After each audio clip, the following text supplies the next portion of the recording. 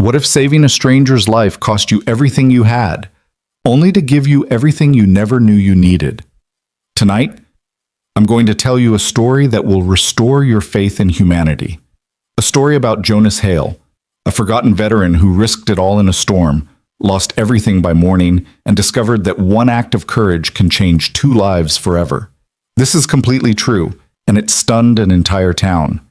Stay with me until the very end, and comment below with your city so I can see how far this story travels across the world. The highway stretched out like a black ribbon torn at the edges, fraying under the weight of the storm. Rain didn't just fall, it attacked. It hammered the asphalt in sheets so thick that Jonas Hale could barely see 10 feet beyond his windshield, even with the wipers thrashing back and forth like desperate hands trying to claw through water. Thunder rolled across the sky in deep, resonant waves that seemed to come from somewhere beneath the earth itself, and lightning cracked the darkness open in jagged, violent bursts. Jonas gripped the steering wheel tighter, his knuckles white against the worn leather.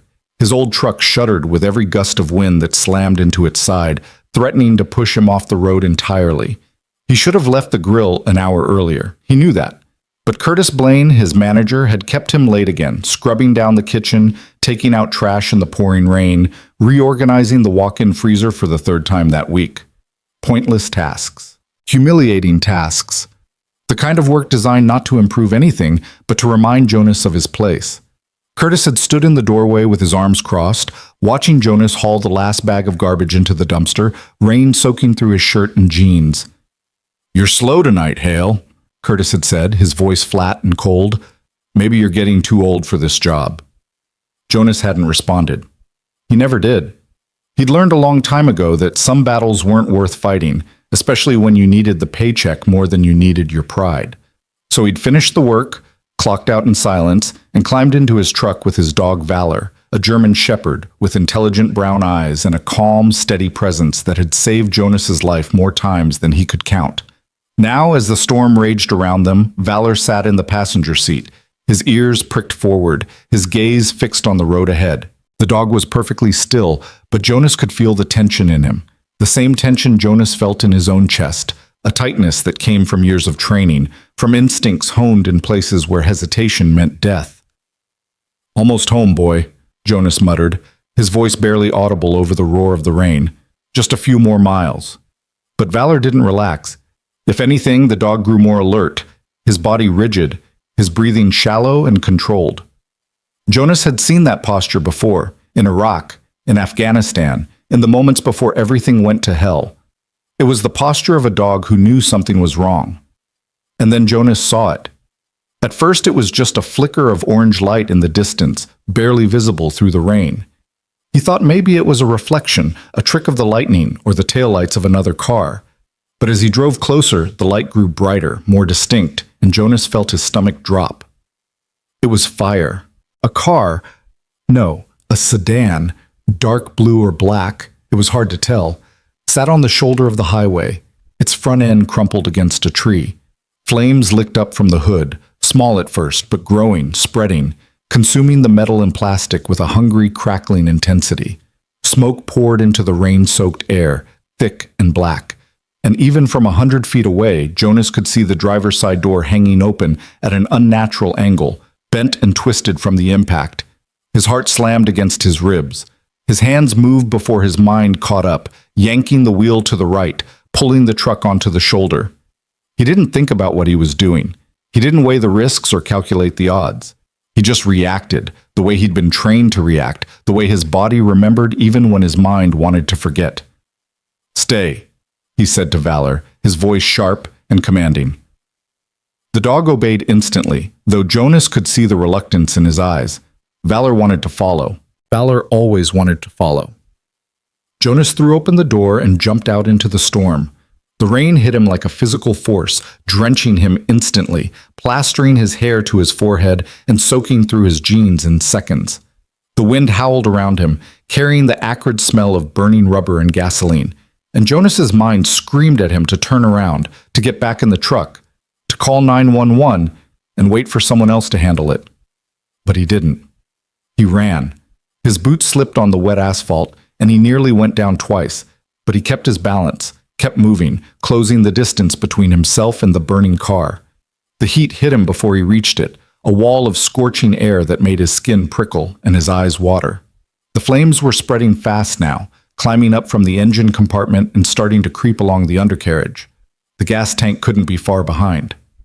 Jonas reached the driver's side door and looked inside. She was there. An elderly woman, maybe 70, maybe older, sat slumped in the driver's seat, her head tilted to one side, her eyes closed.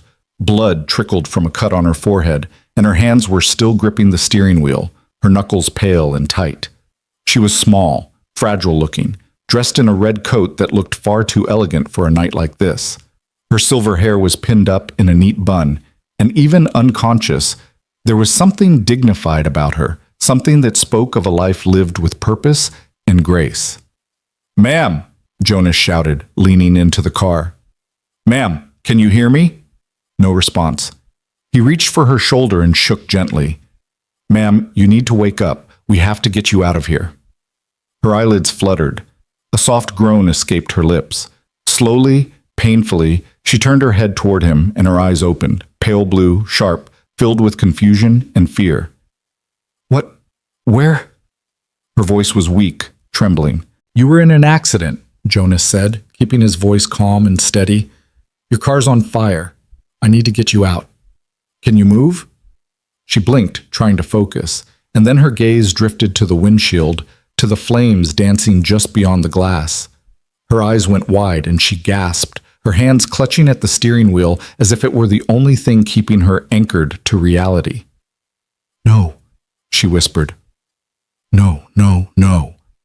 "It's okay," Jonas said quickly. "I've got you, but we have to move now." He reached across her and tried to unbuckle her seatbelt, but his hands were shaking, slick with rain, and the buckle was jammed, stuck fast. He pulled harder, his fingers fumbling, and the woman let out a small cry of pain as the belt dug into her shoulder. "Sorry," Jonas muttered. "I'm sorry, I just—" A crack of thunder exploded overhead, so loud and so close that it felt like the sky itself was splitting open. The woman screamed, a raw, guttural sound of pure terror, and her hands flew to her ears, her body convulsing in the seat. She was shaking violently now, her breath coming in short, sharp gasps, and Jonas realized with a sinking feeling that she wasn't just scared. She was panicking. No, she was traumatized. He'd seen it before, in the desert, in men and women who'd been through too much, who carried invisible wounds that never healed. The way her body reacted to the thunder, the way her eyes went distant and glassy, the way she seemed to fold in on herself. It was all too familiar. "Hey," Jonas said softly, placing a hand on her arm. "Hey, look at me. Focus on my voice. You're safe. I promise you're safe." She didn't respond. Her breathing was ragged, uneven, and Jonas could feel the heat from the fire growing more intense, the flames spreading, consuming more of the car with every passing second. They were out of time. He yanked on the seatbelt one more time, putting all his strength into it, and finally, the buckle gave way. The belt snapped back with a metallic click, and Jonas wasted no time. He slid one arm under the woman's knees and the other around her back, lifting her out of the seat as carefully as he could.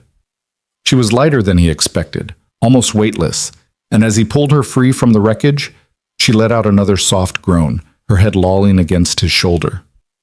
"I've got you," Jonas said again, more to himself than to her. "I've got you." He turned and started back toward his truck, moving as quickly as he dared. The rain was relentless, making every step treacherous, and the woman's red coat was already soaked through, clinging to her thin frame. Behind them, the fire roared louder, angrier, and Jonas could hear the groaning of metal as the heat warped the car's frame. He'd taken maybe 10 steps when Valor appeared. The dog had disobeyed the command to stay, had jumped out of the truck and sprinted across the highway, his powerful legs eating up the distance in seconds. Now he was at Jonas's side, matching his pace, his eyes locked on the burning car as if he could sense what was about to happen. "Good boy," Jonas breathed. "Good boy, Valor." They reached the truck, and Jonas yanked open the back door, laying the woman down as gently as he could across the back seat. She was still shaking, still muttering under her breath. Words Jonas couldn't make out, fragments of sentences that seemed to come from somewhere far away. He grabbed a blanket from behind the seat and draped it over her, tucking it around her shoulders. "You're okay," he said, even though he wasn't sure she could hear him. "You're going to be okay."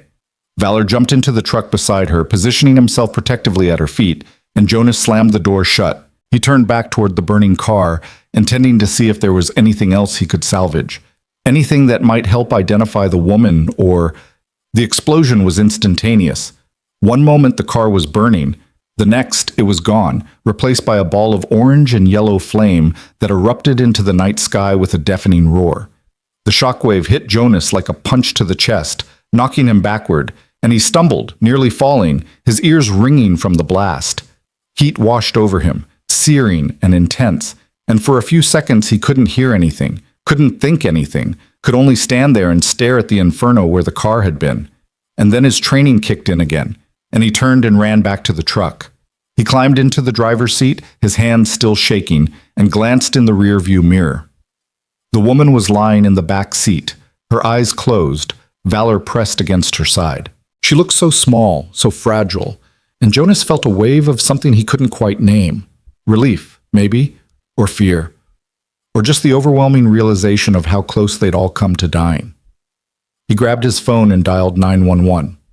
The dispatcher answered on the second ring. 911, what's your emergency?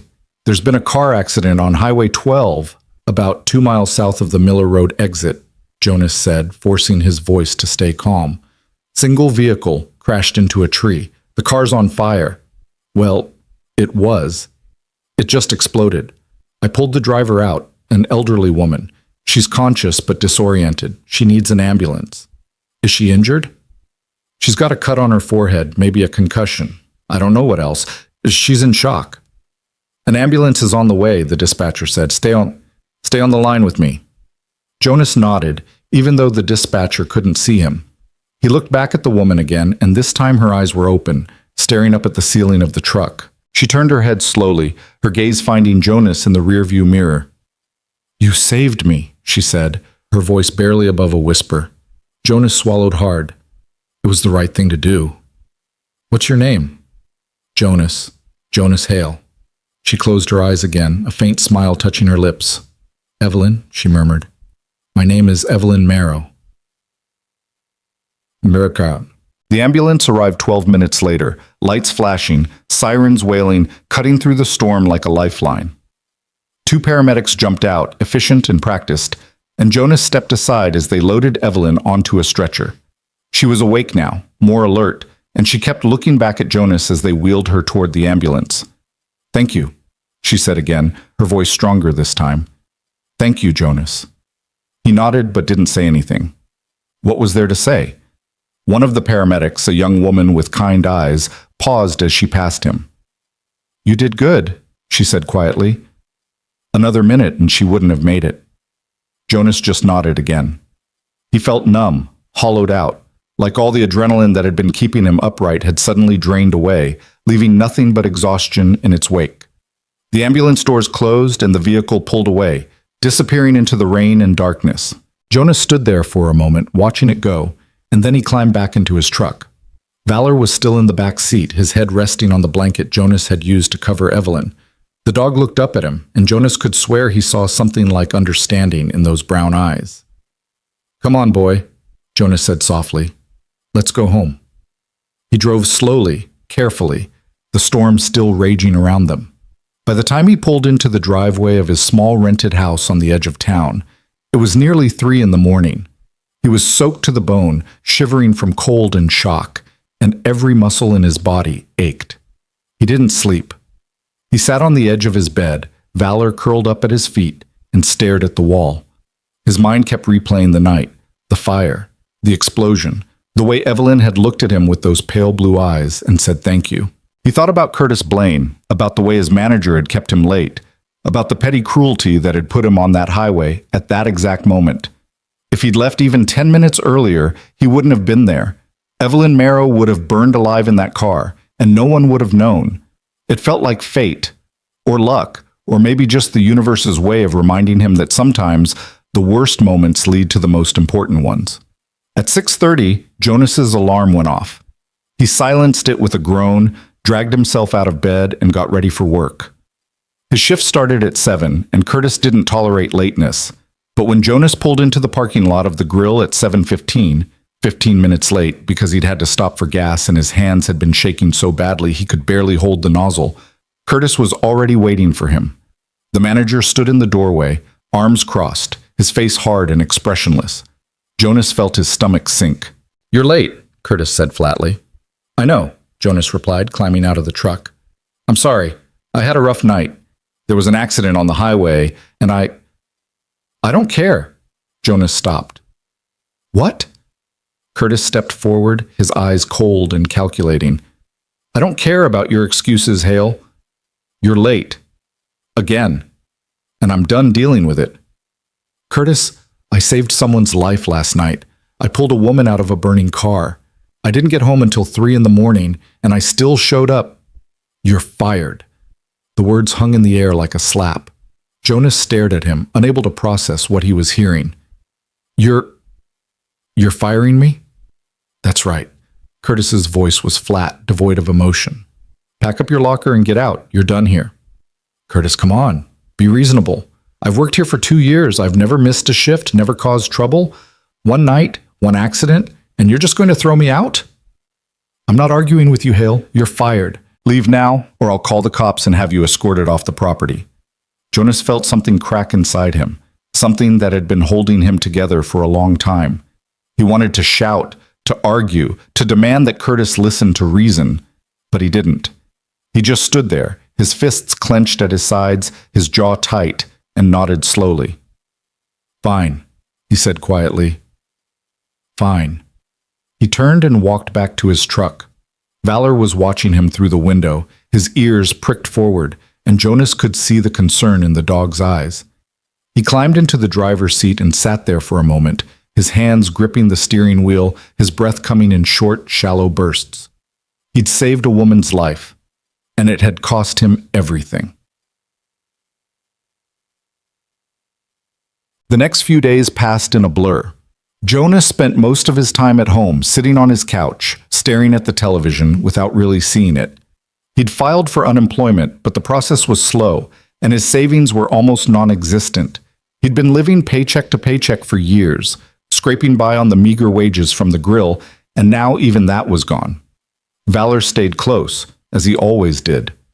The dog seemed to sense Jonas's despair, and he rarely left his side, pressing his body against Jonas's leg whenever he sat down, offering the kind of silent, unconditional support that only a dog could give. On the third day, Jonas forced himself to start looking for work. He drove around town, stopping at every restaurant, every grocery store, every gas station, filling out applications and handing over resumes that were already outdated. Most places didn't even bother to take his information. The few that did gave him polite, non-committal smiles and promised to be in touch. No one called. By the end of the week, Jonas was starting to feel the walls closing in. His rent was due in 2 weeks, and he had maybe $300 in his bank account. He'd started skipping meals to stretch his food budget, and more than once he'd caught himself staring at the stack of bills on his kitchen counter, trying to figure out which ones he could afford to ignore. It was on a Tuesday evening, exactly 8 days after the accident, that everything changed.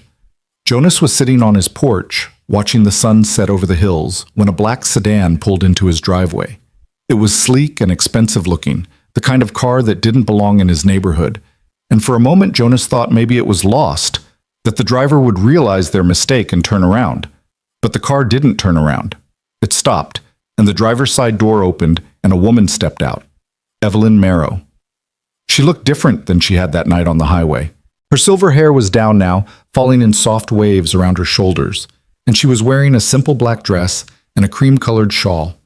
The cut on her forehead had healed into a faint red line, barely visible, and her pale blue eyes were sharp and clear. She walked up the driveway with slow, careful steps, and when she reached the porch, she smiled. "Hello, Jonas," she said. Jonas stood up, his heart pounding. "Mrs. Marrow, I didn't expect to see you."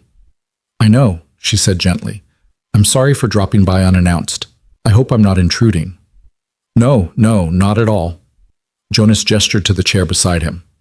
"Please, sit down." She did, lowering herself into the chair with a soft sigh. For a moment, neither of them spoke. Evelyn looked out at the hills, her expression distant and thoughtful, and Jonas found himself studying her, trying to reconcile this calm, composed woman with the terrified, trembling figure he'd pulled from the burning car. "I wanted to thank you," Evelyn said finally, turning to look at him. "Properly, I mean, not just with words." Jonas shook his head. "You don't owe me anything. I just did what anyone would have done." "No," Evelyn said firmly, "not anyone. Most people would have driven past. Most people would have called 911 and waited for someone else to handle it. But you didn't. You risked your life to save mine. And I will never forget that." Jonas didn't know what to say. He looked down at his hands, at the scars and calluses that marked years of hard work, and felt a lump rising in his throat. "I heard what happened," Evelyn continued, her voice soft. "With your job. I heard that you were fired." Jonas's head snapped up. "How did you—" "I made some inquiries," she said simply. "I wanted to know who you were. I wanted to understand the man who saved my life. And when I found out what happened, well, I couldn't just sit by and do nothing." "Mrs. Marrow?" "Evelyn," she corrected gently. "Evelyn," Jonas said, his voice unsteady. "You don't need to do anything. I'll figure it out. I always do." She smiled, but there was sadness in it. "I don't doubt that you will, Jonas, but that doesn't mean you have to do it alone." She reached into her purse and pulled out an envelope, plain and white, and held it out to him. Jonas stared at it, his heart pounding. "What is this, Wed?" he asked. "Open it," Evelyn said. Jonas took the envelope with trembling hands and opened it. Inside was a check, made out to him, signed by Evelyn Marrow. The amount made his breath catch in his throat. $10,000. "I can't," Jonas started, but Evelyn raised a hand, cutting him off. "Yes, you can," she said firmly. "And you will. Consider it a thank you, a small one compared to what you gave me." "Mrs. Evelyn, this is too much." "It's not enough," she said quietly, "but it's a start." Jonas looked down at the check, his vision blurring, and for the first time in 8 days, he felt something other than despair. He felt hope. Jonas sat on his porch long after Evelyn's black sedan disappeared down the street, the check still clutched in his hands. $10,000. It was more money than he'd seen in years, maybe ever, all at once. Enough to pay his rent for months. Enough to buy groceries without counting every dollar. Enough to breathe, finally, after drowning for so long. Valor pressed his nose against Jonas's knee, and Jonas reached down absently to scratch behind the dog's ears. "What do you think, boy?" he murmured. "Did that really just happen?" Valor's tail wagged once, slowly, as if to say that yes, it had happened, and maybe Jonas should stop questioning good things when they came his way. That night, Jonas slept better than he had in weeks. He dreamed of nothing, which was a mercy, and when he woke the next morning, the check was still there on his nightstand, real and solid and impossible to deny. He deposited it at the bank before noon, half expecting the teller to tell him it was fake, that it would bounce, that he was being scammed. But the teller just smiled and processed the transaction without comment, and Jonas walked out of the bank feeling like he'd been given a second chance at life. He spent the next few days catching up on bills, restocking his kitchen, and taking Valor for long walks through the park. For the first time in a long time, Jonas felt like he could think clearly, like the constant pressure of survival had lifted just enough for him to see beyond the next 24 hours. But the peace didn't last. It started small, the way these things always do. Jonas began to notice Valor acting strangely, ears perked, head tilted, body tense in that particular way that meant the dog had detected something wrong. At first, Jonas dismissed it as paranoia, his own or the dog's, a leftover instinct from their years in combat zones where every shadow could hide a threat. But then he started seeing the car. It was a gray sedan, nondescript and forgettable, the kind of car that blended into traffic without drawing attention. Jonas first noticed it parked across the street from his house on a Thursday afternoon. He thought nothing of it. People parked on his street all the time, visiting neighbors or cutting through to the main road. But when he left for the grocery store an hour later, the car was still there, and when he came back, it was gone. The next day he saw it again. This time it was parked 3 houses down, and Jonas could see a figure in the driver's seat, though the tinted windows made it impossible to make out any details. He stood on his porch for a long moment, staring at the car, and Valor growled low in his throat, a sound Jonas had only heard a handful of times, always when something was genuinely wrong.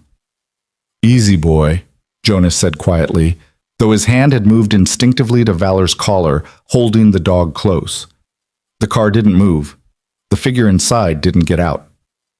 After 15 minutes, Jonas went back inside and locked the door behind him. On Saturday, Jonas decided he was being ridiculous. He needed to get out, needed to do something other than sit in his house and imagine threats that probably didn't exist. He drove to the hardware store to pick up supplies for some minor repairs around the house, and Valor came with him, riding in the passenger seat with his head out the window, ears flapping in the wind. Jonas was loading paint cans into the bed of his truck when he felt it, that prickle on the back of his neck, the sensation of being watched. He straightened and looked around the parking lot. There were maybe a dozen other cars scattered across the asphalt, people coming and going, pushing carts full of lumber and gardening supplies and bags of concrete. And there, 3 rows over, was the gray sedan. Jonas's heart kicked into a faster rhythm. He couldn't see the driver, but he was certain the car was the same one he'd seen near his house. The license plate was too far away to read, but the dent on the rear bumper, the missing hubcap on the front passenger side, it was the same car. He stood there for a long moment, debating what to do. He could walk over, confront whoever was inside, demand to know why they were following him, or he could get in his truck and drive away, pretend he hadn't seen anything. Valor made the decision for him. The dog jumped out of the truck before Jonas could stop him and trotted across the parking lot, heading straight for the gray sedan. Jonas cursed under his breath and jogged after him. "Valor! Heel!" But the dog didn't heel. He stopped about 10 feet from the sedan, his body rigid, his gaze locked on the driver's side window. A low growl rumbled in his chest, and Jonas felt his pulse spike. Valor didn't growl at nothing. Jonas approached slowly, his hands visible, non-threatening, the way he'd been trained. "Hey," he called out. "Can I help you with something?" No response. "I said, can I help you?" Still nothing. Jonas took another step forward, and the sedan's engine roared to life. The car shot backward out of the parking space, tires squealing, and Jonas had to jump back to avoid being hit. Valor barked once, sharp and angry, but the car was already speeding toward the exit, weaving between other vehicles with reckless abandon. Jonas stood there, breathing hard, adrenaline flooding his system. He'd only caught a glimpse of the driver, male, middle-aged, wearing sunglasses and a baseball cap. But it was enough to confirm that this wasn't random. Someone was following him, someone who didn't want to be identified.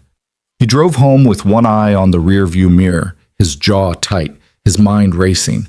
Who would follow him and why? He wasn't involved in anything illegal, didn't owe anyone money, had no enemies that he knew of. The only thing that had changed in his life recently was Evelyn, and the check, and Curtis. The thought hit him like a punch to the gut. Curtis Blaine, his former manager, the man who'd fired him for being 15 minutes late after saving someone's life. Jonas had assumed Curtis was just a petty tyrant, a small man with a small amount of power who enjoyed wielding it over people who couldn't fight back. But what if it was more than that?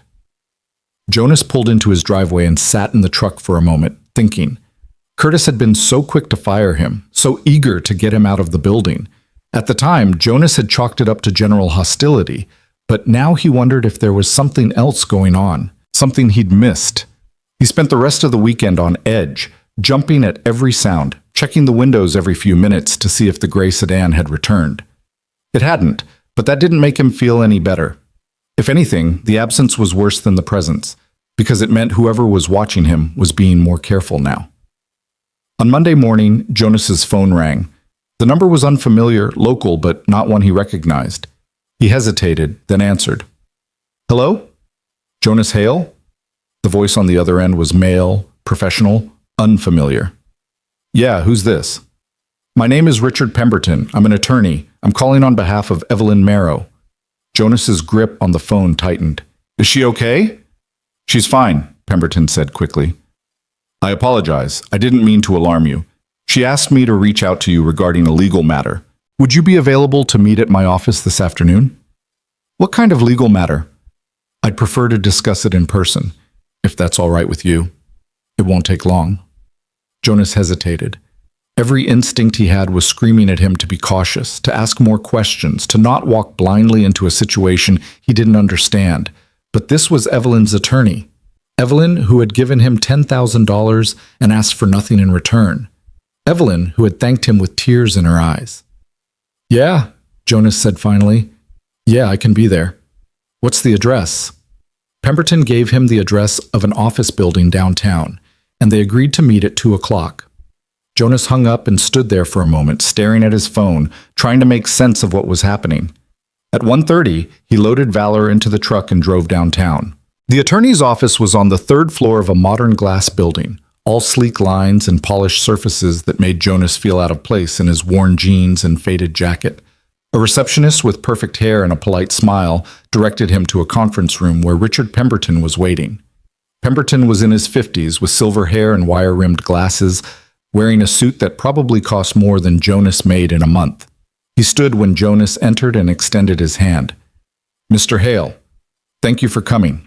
Jonas shook his hand. What's this about? Pemberton gestured to a chair. Please, sit. Jonas sat, Valor settling at his feet. Pemberton took the seat across from him and folded his hands on the table. Mrs. Marrow has asked me to inform you of a situation that has recently come to our attention, Pemberton said. It involves your former employer, the restaurant where you worked. Jonas felt his stomach tighten. What about it? Mrs. Marrow has been making inquiries into the circumstances of your termination. She felt, and I agree, that your dismissal was unjust, particularly given the heroic actions you took the night of the accident. In the course of those inquiries, we discovered some troubling information. What kind of information?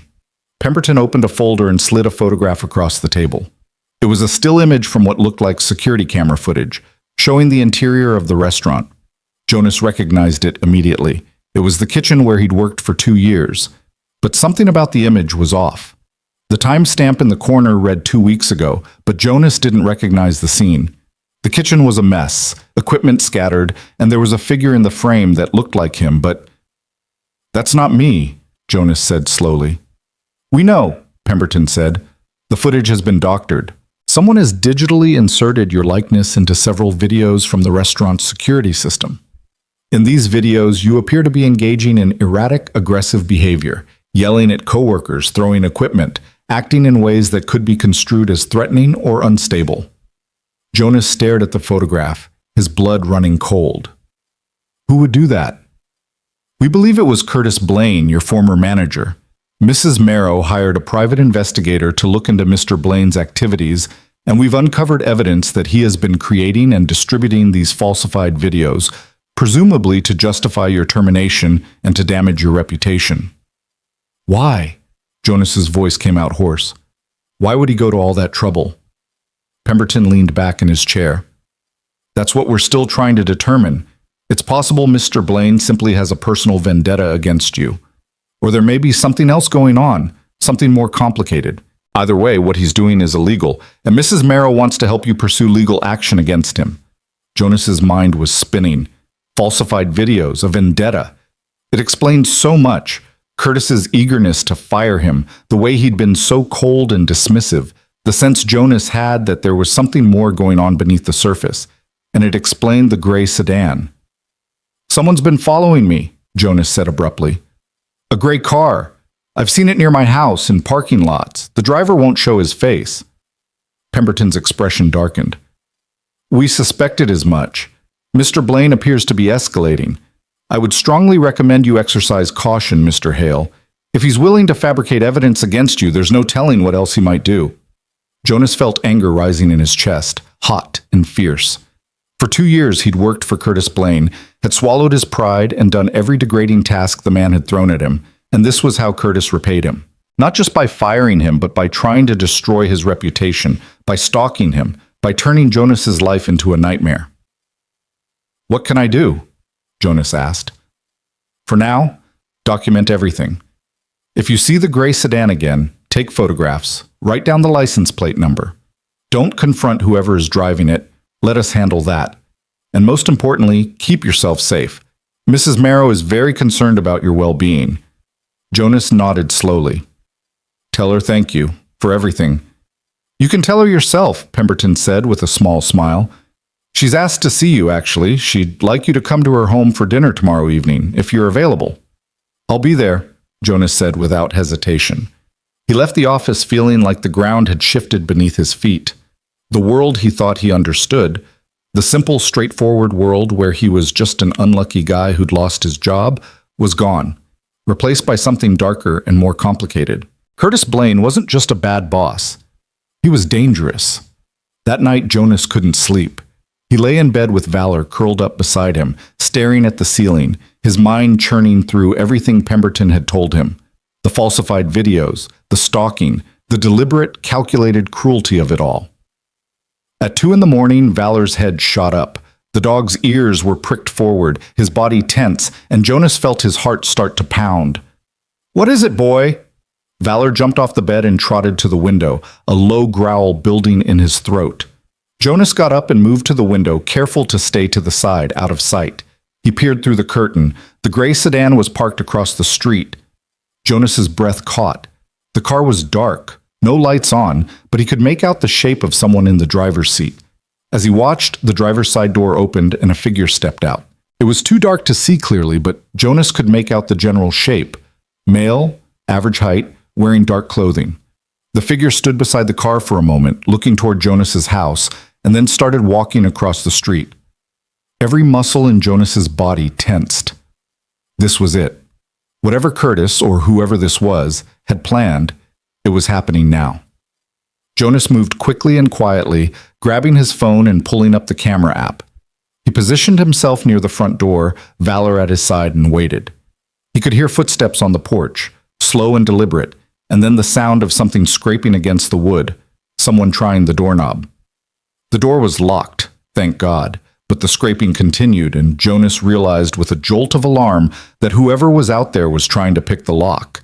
He didn't wait any longer. He yanked open the door, his phone held high, the camera recording. The figure on his porch froze, caught in the act, a lock-picking tool still in his hand.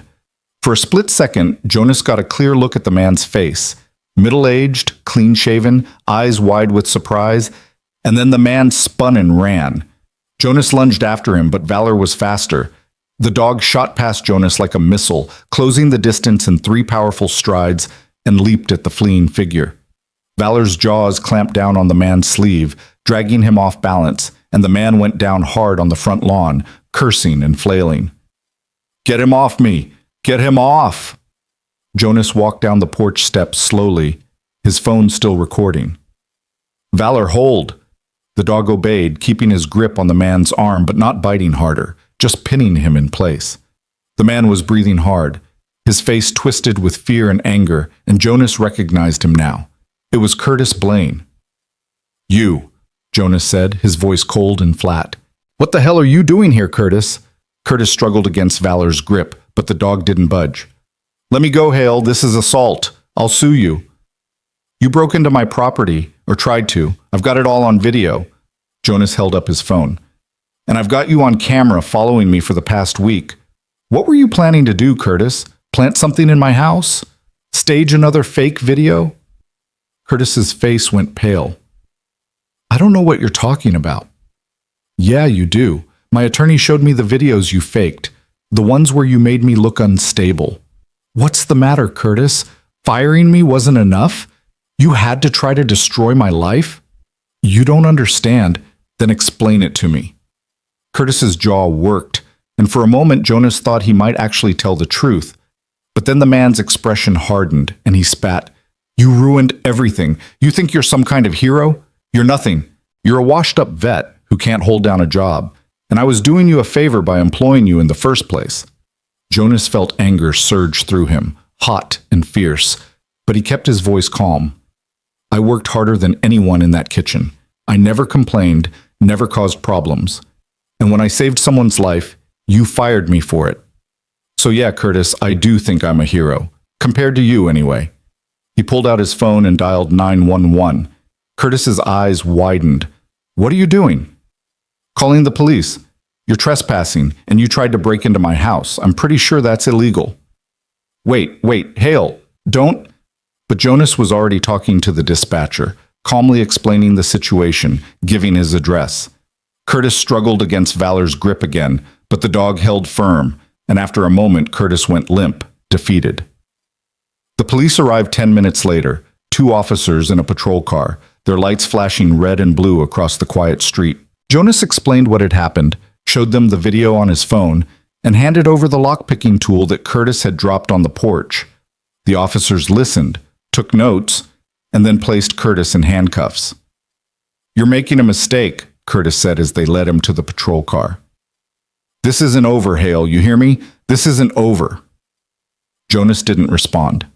He just stood on his porch, Valor at his side, and watched as the police car drove away. One of the officers stayed behind to take a formal statement, and by the time he left it was nearly 4 in the morning. Jonas went back inside, locked the door, and sat on the couch with Valor pressed against his leg. His hands were shaking. He'd been in combat zones, had faced down insurgents with assault rifles, had seen things that would give most people nightmares for the rest of their lives.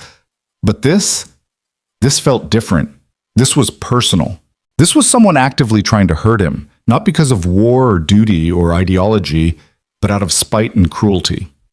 And it scared him more than he wanted to admit. The next evening, Jonas drove to Evelyn's house. The address Pemberton had given him led to a neighborhood Jonas had never been to before, a place where the houses were set back from the road behind tall hedges and wrought iron gates, where the lawns were manicured and the trees were old and stately. Evelyn's home was at the end of a long driveway, a 2-story colonial with white columns and black shutters, elegant and understated. Jonas parked his truck and walked to the front door, Valor at his side, feeling distinctly out of place. Evelyn answered the door herself, wearing a soft blue sweater and gray slacks, her silver hair pulled back in a loose bun. Her face lit up when she saw him. "Jonas, come in, please." He stepped inside and Valor followed, his tail wagging slowly.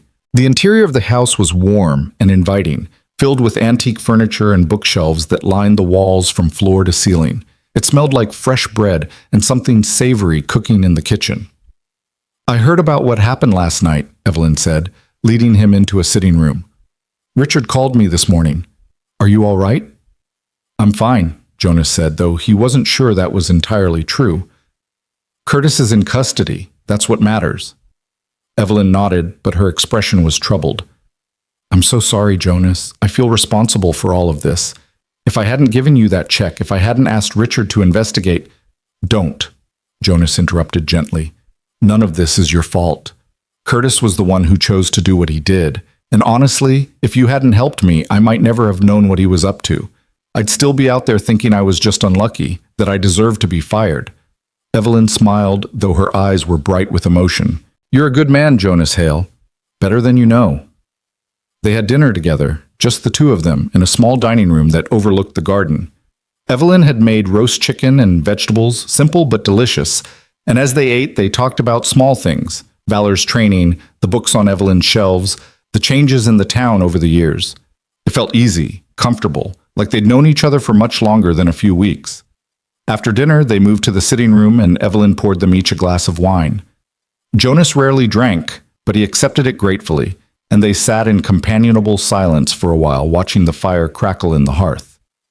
"Can I ask you something?" Jonas said finally. "Of course." "That night in the car, the storm. You were terrified of the thunder. I've seen that kind of fear before, in people who've been through trauma. What happened to you, Evelyn?" Evelyn was quiet for a long moment, staring into her wine glass. When she spoke, her voice was soft, distant. "I was in London during the Blitz," she said. "I was just a child, 9 years old. My family lived in the East End, and the bombs fell almost every night. I remember the sound, the way the earth would shake, the way the air would fill with dust and smoke, and the thunder. The thunder sounded just like the bombs." Jonas felt his throat tighten. "I'm sorry." "It was a long time ago," Evelyn said, though her hands trembled slightly. "But some things never leave you, do they? Some fears are too deep to outgrow." "No," Jonas agreed quietly. "They don't leave you." They sat together in silence, two people bound by trauma and survival, and Jonas felt something shift inside him, a connection he hadn't expected, a kinship born not of words but of shared understanding. Evelyn reached over and placed her hand on his, her grip surprisingly strong. "Thank you, Jonas, for saving me, for being here, for understanding." Jonas squeezed her hand gently. "Thank you for giving me a reason to keep going." In the days that followed, Jonas found himself drawn back to Evelyn's house more often than he'd expected. At first it was practical reasons. Pemberton needed him to review documents related to the case against Curtis, to give statements, to sign paperwork. But those meetings always stretched longer than necessary, turning into conversations over coffee, then lunch, then dinner. Evelyn seemed to welcome his presence, and Jonas realized with something like surprise that he welcomed hers too. It had been a long time since Jonas had felt truly connected to another person. The war had taken that from him, or maybe he left it behind on purpose, afraid that letting anyone too close would mean risking the kind of loss he'd already experienced too many times. But Evelyn was different. She didn't ask him to be anything other than what he was. She didn't flinch when he went quiet, didn't press when he didn't want to talk. She simply existed alongside him, offering companionship without demands. And Jonas found himself slowly, carefully, lowering the walls he'd built around himself. Valor seemed to sense the shift too. The dog had taken to Evelyn immediately, following her around her house with the same protective devotion he showed Jonas, resting his head on her knee when they sat together in the evening. Evelyn would run her fingers through his fur and smile, and Jonas could see the tension leaving her shoulders, the fear that had haunted her since the accident gradually loosening its grip. It was on a Thursday afternoon, 3 weeks after Curtis's arrest, that everything came to a head. Jonas was at Evelyn's house, helping her organize some boxes in her study. She'd mentioned wanting to sort through old papers, decades of accumulated documents and photographs that she'd never quite gotten around to addressing. They worked in comfortable silence, Jonas on the floor sorting files while Evelyn sat in her chair and directed him, when Richard Pemberton called. Evelyn put the call on speaker. "Richard, hello, Jonas is here with me." "Good," Pemberton said, and Jonas could hear the tension in his voice. "I need you both to hear this. We've had a development in the case." Jonas stood up, his pulse quickening. "What kind of development?" "Curtis Blaine made bail 2 days ago. We knew this was coming, but I'd hoped we'd have more time to prepare. He's been charged with attempted breaking and entering, stalking, and fraud related to the falsified videos. But the restaurant's corporate office has also gotten involved, and they're pushing back hard." "What do you mean, pushing back?" Evelyn asked, her voice sharp. "They're claiming Curtis acted alone, that the company had no knowledge of his activities. They've offered Jonas a settlement, $25,000 and a confidentiality agreement. In exchange, Jonas would drop all claims against the restaurant and Curtis." Jonas felt his jaw tighten. "They want me to just let it go?" "That's what they're offering, yes. And I'll be honest with you, Jonas, it's not a bad offer from a purely financial standpoint. $25,000 is significant, and pursuing this case could take months, even years. There are no guarantees we'll win, and even if we do, you might not get much more than what they're offering now." "But?" Evelyn prompted. "But if Jonas accepts, Curtis walks away with minimal consequences. The charges against him might be reduced or dropped as part of the settlement, and the restaurant continues operating as if nothing happened, free to treat their next employee the same way they treated Jonas." Jonas paced across the room, his hands clenched into fists. Part of him wanted to take the money. $25,000 would change his life, would give him breathing room he'd never had before. He could start over, find a new job without the constant pressure of imminent financial collapse hanging over his head.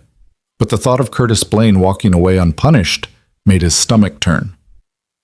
"What do you think I should do?" Jonas asked, looking at Evelyn. She met his gaze steadily. "I think you should do what feels right to you, not what's easy or profitable. Money comes and goes, Jonas, but your integrity, your sense of justice, those are things you live with every day." Jonas nodded slowly. He turned back to the phone. "Tell them no. I'm not taking the settlement." There was a pause on the other end of the line. "Are you sure?" Pemberton asked. "I want you to be absolutely certain about this decision." I'm sure. All right then. I'll inform them. But Jonas, I need you to be prepared for what comes next. Curtis and the restaurant are going to fight this. They're going to try to discredit you, to paint you as unstable or dishonest. It's going to get ugly. Let it get ugly, Jonas said quietly. I'm not backing down. After Pemberton hung up, Jonas stood at the window, looking out at Evelyn's garden. The afternoon sun cast long shadows across the lawn, and somewhere in the distance he could hear birds singing, oblivious to the storm that was about to break over his life. Evelyn came to stand beside him. You made the right choice, she said softly. Did I? $25,000 is a lot of money. Money you would have spent the rest of your life knowing you'd sold your principles for. She placed a hand on his arm. I know what it's like to compromise yourself, Jonas. To do what's expedient instead of what's right. I spent years of my life playing it safe, avoiding conflict, letting injustice slide because it was easier than fighting. And it hollowed me out. Don't let that happen to you. Jonas looked at her, at the strength in her pale blue eyes, and felt something solidify inside him. I won't. The following Monday, Jonas was scheduled to meet with Pemberton at the restaurant where he'd worked. The corporate office had agreed to a mediation session, a last-ditch attempt to resolve the situation before it went to court. Jonas drove there with Valor in the passenger seat, his stomach churning with anxiety and anger. The restaurant looked exactly the same as it had the last time he'd seen it, the day Curtis had fired him. The parking lot was half full with the lunch crowd, and through the windows Jonas could see servers moving between tables, the ordinary rhythm of a business day. It felt surreal, like stepping back in time to a place that should have been dead and buried but somehow still existed, indifferent to everything that had happened. Pemberton was waiting for him near the entrance, briefcase in hand. Jonas, are you ready for this? As ready as I'll ever be. They walked inside together, and Jonas was immediately struck by how many eyes turned toward him. Some of the staff he recognized, line cooks he'd worked alongside, servers he'd chatted with during slow shifts. A few of them looked away quickly, uncomfortable. Others stared with open curiosity or hostility. Pemberton led him to a private dining room in the back where the mediation was being held. Inside, a long table had been set up with chairs on either side. On one side sat three people Jonas didn't recognize. Two men in expensive suits and a woman with her hair pulled back severely, all of them radiating corporate authority. And beside them, looking smaller and more diminished than Jonas had ever seen him, was Curtis Blaine. Curtis's gaze flickered to Jonas and then away, his face pale and drawn. He'd lost weight since Jonas had last seen him, and there were dark circles under his eyes. He looked like a man who hadn't slept in weeks. Good, Jonas thought with grim satisfaction. They took their seats, Jonas and Pemberton on one side of the table, the corporate representatives and Curtis on the other. A mediator, a woman in her 60s with kind eyes and a no-nonsense demeanor, sat at the head of the table. Thank you all for being here, the mediator said. Let's begin by establishing what we hope to accomplish today. The goal of mediation is to find a resolution that satisfies both parties without the need for protracted litigation. Mr. Hale, I understand you've rejected the settlement offer. Can you explain your reasoning? Jonas cleared his throat. I rejected it because it doesn't address the real problem. Curtis Blaine didn't just fire me unfairly. He fabricated evidence against me, stalked me, and tried to break into my home. And the restaurant's response has been to offer me money to go away and pretend none of it happened. That's not justice. That's covering up a crime. One of the corporate lawyers, a man with silver hair and cold eyes, leaned forward. Mr. Hale, let's be very clear about something. Mr. Blaine's actions, while regrettable, were not representative of our company's values or policies. He acted independently, outside the scope of his employment. We've already terminated his position and implemented new training protocols to ensure this doesn't happen again. You fired him after you found out I wasn't going to just disappear quietly, Jonas shot back. Before that, you were perfectly happy to let him do whatever he wanted. That's not true, isn't it? Curtis didn't wake up one day and decide to ruin my life for no reason. He did it because your company created an environment where managers have unchecked power over their employees, where someone like me, someone who doesn't have resources or connections, can be discarded without a second thought. The room fell silent. Curtis was staring at the table, his hands clasped tightly in front of him. The corporate lawyers exchanged glances, and Jonas could see them recalculating their strategy. The mediator spoke again. "Mr. Blaine, do you have anything you'd like to say?" Curtis didn't respond for a long moment. Then, slowly, he raised his head and looked directly at Jonas. His eyes were red-rimmed, exhausted, and for the first time Jonas saw something that might have been remorse. "I'm sorry," Curtis said quietly.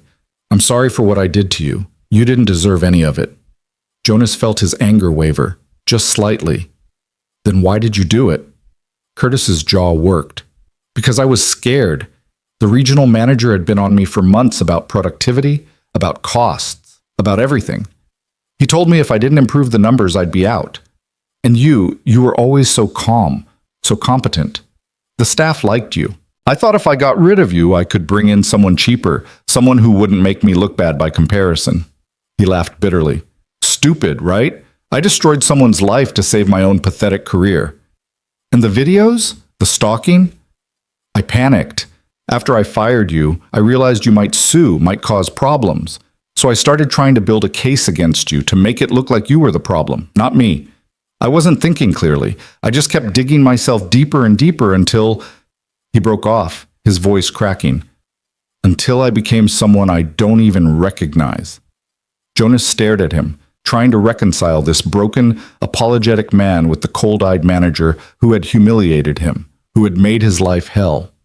Part of him wanted to feel satisfaction at seeing Curtis brought low, but mostly he just felt tired. "Do you know what the worst part is?" Jonas said quietly.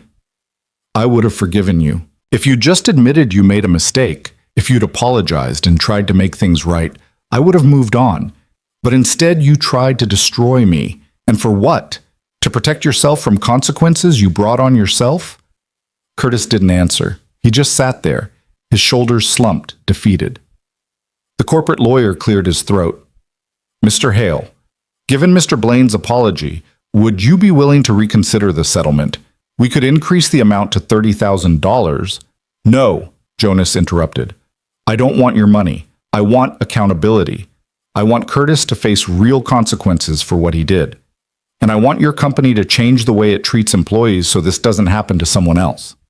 We've already implemented new policies. Then prove it. Make those policies public. Let an independent auditor review your management practices. Create a fund to help employees who've been treated unfairly. Show me you actually care about doing the right thing, not just protecting your bottom line." The lawyers exchanged more glances. The woman spoke for the first time. "Those are significant demands, Mr. Hale.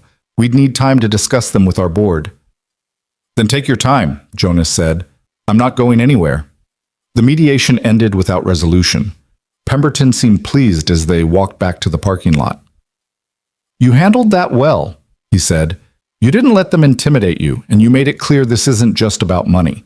That's going to make it much harder for them to paint you as opportunistic." Jonas nodded, but he felt hollow inside. Seeing Curtis like that, broken and apologetic, had taken something out of him. It was easier to fight when your enemy was a monster. But Curtis was just a man, flawed and frightened, who'd made terrible choices and destroyed lives in the process, including his own. He drove home slowly, Valor's head resting on his thigh, and when he got there he found Evelyn's car in his driveway.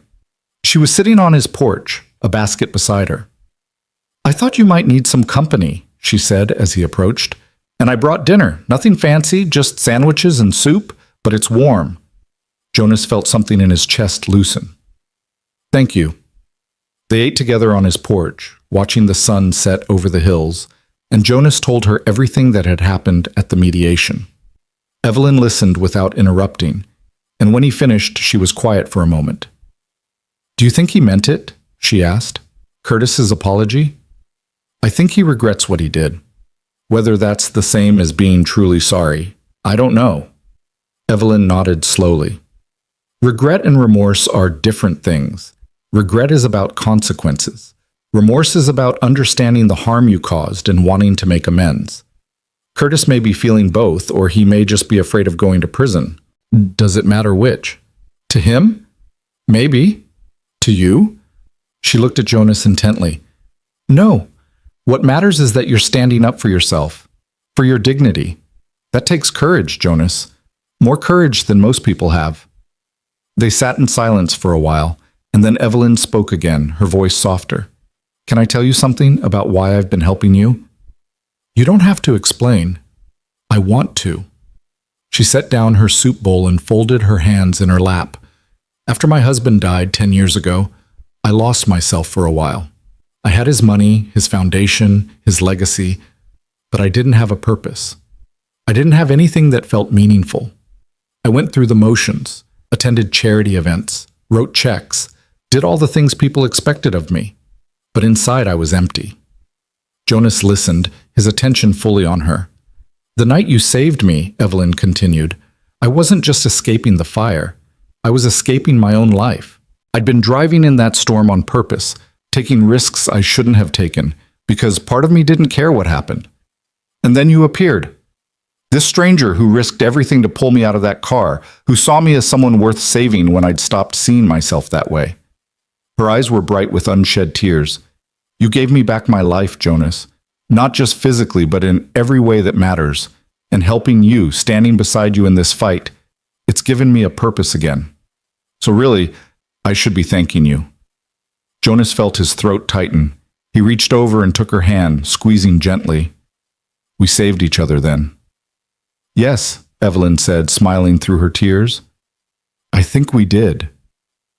Over the next 2 weeks, Jonas and Evelyn fell into a rhythm. He would spend his mornings looking for work, filling out applications, and attending interviews that rarely went anywhere. In the afternoons, he would drive to Evelyn's house, and they would talk for hours about their lives, their losses, the things they'd survived, and the scars they carried. They cooked together, walked through her garden with Valor trotting ahead, and slowly, carefully, built something that felt like family. Jonas hadn't had family in a long time. His parents had died when he was in his 20s, and he had no siblings, no close relatives. The army had been his family for years, but after he'd left, after the things he'd seen and done had made it impossible to stay, he'd been alone. He'd convinced himself he preferred it that way, that solitude was safer than connection. But Evelyn was changing that. She was teaching him, through her quiet presence and unwavering support, that it was possible to let someone in without losing yourself. That vulnerability wasn't weakness, but strength. It was during one of these afternoons, as they sat in Evelyn's study reviewing documents Pemberton had sent over, that Jonas noticed Evelyn rubbing her chest absently. She'd been doing it on and off for the past hour, her face occasionally tightening with what looked like discomfort. Are you okay? Jonas asked. Oh yes, I'm fine, just a bit of indigestion, I think. But an hour later, Evelyn stood up abruptly, her face pale, and pressed a hand to her chest. Jonas, he was on his feet instantly. What's wrong? I feel strange, dizzy. Jonas grabbed her arm, steadying her. Sit down. Deep breaths. But Evelyn shook her head, her breathing becoming rapid and shallow. No, it's not. It's my heart. Oh God, Jonas, I think something's wrong with my heart. Panic shot through Jonas, but his training kicked in immediately. He guided Evelyn to the couch, laying her down gently, and grabbed his phone to call 911. As he gave the dispatcher the address and explained the symptoms, he kept one hand on Evelyn's wrist, monitoring her pulse. It was fast and irregular, jumping erratically under his fingers. Stay with me, Evelyn, he said, his voice calm even though his heart was pounding. Help is coming. Just stay with me. Evelyn's eyes found his, wide and frightened. I'm scared, she whispered. I know, but you're going to be okay. I've got you. The ambulance arrived within 8 minutes, and the paramedics moved with practiced efficiency, checking Evelyn's vitals, hooking her up to monitors, loading her onto a stretcher. Jonas climbed into the ambulance with her, refusing to leave her side, and held her hand as they raced toward the hospital. At the emergency room, doctors whisked Evelyn away behind swinging doors, and Jonas was left standing in the waiting area, his hand shaking, Valor pressing against his leg. He called Pemberton, who promised to come immediately, and then he just stood there, feeling helpless and terrified in a way he hadn't felt since the war. 2 hours passed, then 3, Jonas paced the waiting room, unable to sit, unable to think about anything except Evelyn lying alone in some hospital room fighting for her life. Pemberton arrived and sat with him, offering quiet support, but Jonas barely registered his presence.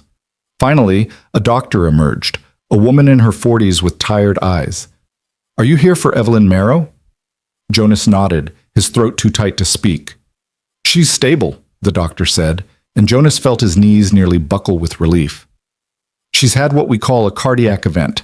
Essentially, her heart went into an irregular rhythm. We've managed to correct it with medication, but she's going to need to stay for observation, possibly for several days.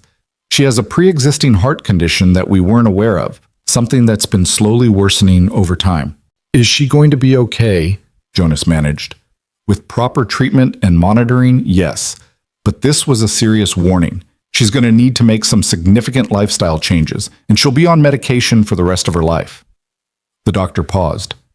"She's asking for you. Room 342, third floor." Jonas took the elevator up, Pemberton following behind. When he reached Evelyn's room, he paused in the doorway, steeling himself. Then he stepped inside. Evelyn was lying in the hospital bed, looking impossibly small and fragile against the white sheets. Monitors beeped softly beside her, and an IV line ran into her arm. But her eyes were open and alert, and when she saw Jonas, she smiled.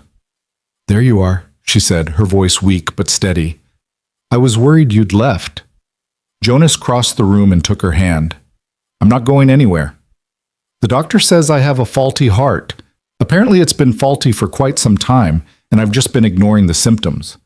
She laughed softly. "Foolish of me." "You're going to be fine," Jonas said firmly. "You're going to rest and take your medication and do whatever the doctors tell you to do, and I'm going to make sure you follow orders." Evelyn squeezed his hand. "My fierce protector." "Always." They sat together in silence for a while, and then Evelyn spoke again, her voice quieter now. "Jonas, there's something I need to tell you. Something I should have told you weeks ago." "What is it?" "My husband, before he died, he established a foundation, a charitable organization dedicated to helping veterans transition back to civilian life. It provides job training, housing assistance, counseling, everything soldiers need when they come home. He was a veteran himself, you see, Vietnam. He understood how hard it could be." Jonas nodded, listening. "I've been running the foundation since he passed, but I haven't been doing a very good job of it. I've been so caught up in my own grief, my own emptiness, that I let it languish. But meeting you, seeing what you've been through, it reminded me why the foundation matters, why my husband cared so much about it." She looked at Jonas intently. "I want you to help me run it, Jonas. I want you to be part of making sure other veterans don't fall through the cracks the way you almost did." Jonas stared at her, stunned. "Evelyn, I'm not qualified for something like that." "You're more qualified than anyone. You've lived it. You understand what these men and women need because you needed it yourself. Please, Jonas, say you'll at least think about it." Jonas felt tears prick at his eyes. He looked down at their joined hands, at the way Evelyn's thin fingers gripped his with surprising strength, and he nodded.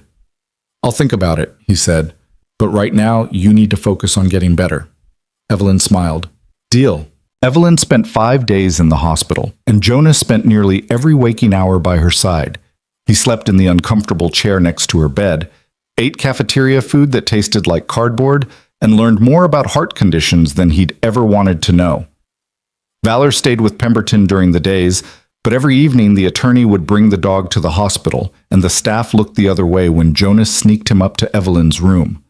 The sight of Valor's gentle face always made Evelyn smile, and she would run her fingers through his fur while the dog rested his head on the edge of her bed, as if he too understood she needed protecting now. The doctors ran test after test, adjusting medications, monitoring her heart rhythm, discussing treatment options in terms Jonas struggled to follow. But the message was clear. Evelyn's heart was damaged, weakened by years of undiagnosed issues, and while she could live a full life with proper care, she would never be quite the same. She would need to slow down, avoid stress, take a pharmacy's worth of pills every day. For a woman who had always prided herself on her independence, who had spent the last decade running a foundation and managing a substantial estate largely on her own, it was a devastating blow. Jonas watched her struggle with the reality of her limitations, saw the frustration flash across her face when doctors told her what she could no longer do. But he also saw her strength, the way she set her jaw and asked pointed questions about treatment options, the way she made lists of medications and side effects with the same meticulous attention she brought to everything else in her life. She was adapting, the way survivors always did, finding ways to work within new constraints rather than railing against them. On her last day in this hospital, Jonas sat with her while she signed discharge papers and listened to final instructions from her cardiologist. The doctor, a soft-spoken man in his 50s, emphasized the importance of follow-up appointments and warned Evelyn about the signs of another cardiac event. "You're fortunate, Mrs. Marrow," the doctor said gently. "Many people don't get a warning like this. You have a chance to make changes, to extend your life significantly if you're careful." "I understand," Evelyn said, her voice steady, "and I intend to be very careful indeed." After the doctor left, Evelyn turned to Jonas. "Will you take me home?" "Of course, Pemberton's bringing the car around now." "No, I mean—" She paused, choosing her words carefully. "Will you stay with me? At my house, just for a few days until I'm steadier on my feet? I know it's an imposition, but the thought of being alone right now—" "You don't have to explain," Jonas interrupted. "I'll stay as long as you need me to." Relief flooded Evelyn's face. "Thank you." Jonas moved into Evelyn's guest room that evening, a spacious room on the second floor with windows overlooking the garden. It felt strange at first, being in someone else's home, sleeping in a bed that wasn't his own. But Valor settled in immediately, claiming a spot on the rug beside the bed, and by the second night Jonas found himself relaxing into the routine. He would wake early, make coffee, check on Evelyn to ensure she'd taken her morning medications, and then they would have breakfast together in the sunlit kitchen. Afterward, Evelyn would rest while Jonas handled errands, grocery shopping, picking up prescriptions, dealing with the endless administrative tasks that seemed to multiply whenever someone was ill. In the afternoons, they would sit in the garden if the weather was good, or in the study if it wasn't, and talk. Sometimes about important things, sometimes about nothing at all. Evelyn told him stories about her late husband, about the life they'd built together, the travels they'd taken, the dreams they'd shared. Jonas found himself opening up too, sharing memories he'd kept locked away for years, about his parents, about the army, about the friends he'd lost in wars that felt both distant and immediate. It was during one of these conversations, about a week after Evelyn had come home from the hospital, that she brought up the foundation again. "I've been thinking about what I said to you in the hospital," Evelyn said. They were in the study, rain pattering against the windows, a fire crackling in the fireplace. "About you helping me with the foundation. I know you said you'd think about it, but I want you to know I was serious. I meant every word." Jonas set down the book he'd been reading. "I've been thinking about it too. But Evelyn, I don't have any experience running an organization. I don't have a business degree or fundraising expertise or any of the things someone in that position would need." "You have something more valuable than any of that," Evelyn said firmly. "You have authenticity. You've lived the experience these veterans are going through. You understand their struggles in a way no expert ever could. And beyond that, you're a good man, Jonas. You're honest and principled, and you care about doing the right thing, even when it costs you. Those qualities matter more than any credential." "What would I even do? I mean, practically speaking." Evelyn leaned forward slightly, her eyes bright with enthusiasm despite her fatigue. "The foundation has been operating on autopilot for too long. We have a board of directors, yes, and we have staff who handle the day-to-day operations. But what we're missing is vision, someone who can connect with the veterans we serve and understand what they actually need rather than what we think they need. I want you to be that person. You'd work with me at first, learn how everything operates, meet the staff and board members, and eventually, when I'm gone, don't talk like that," Jonas said quickly. "Jonas, I'm 73 years old with a bad heart. We need to be realistic. When I'm gone, I want someone I trust to carry on this work. Someone who will honor my husband's legacy and actually make a difference in people's lives." She reached across and placed her hand on his. "I want that person to be you." Jonas felt the weight of what she was offering, the trust and responsibility that came with it. Part of him wanted to refuse, to insist he wasn't ready, wasn't worthy. But another part, the part that had been searching for purpose ever since he'd left the army, recognized this for what it was. A chance to matter again, a chance to help others the way he wished someone had helped him. "Okay," he said quietly. "Yes, I'll do it." Evelyn's smile was radiant. "Thank you, Jonas. You have no idea what this means to me." That night, after Evelyn had gone to bed, Jonas sat in the study with Valor at his feet and let himself imagine what this new life might look like.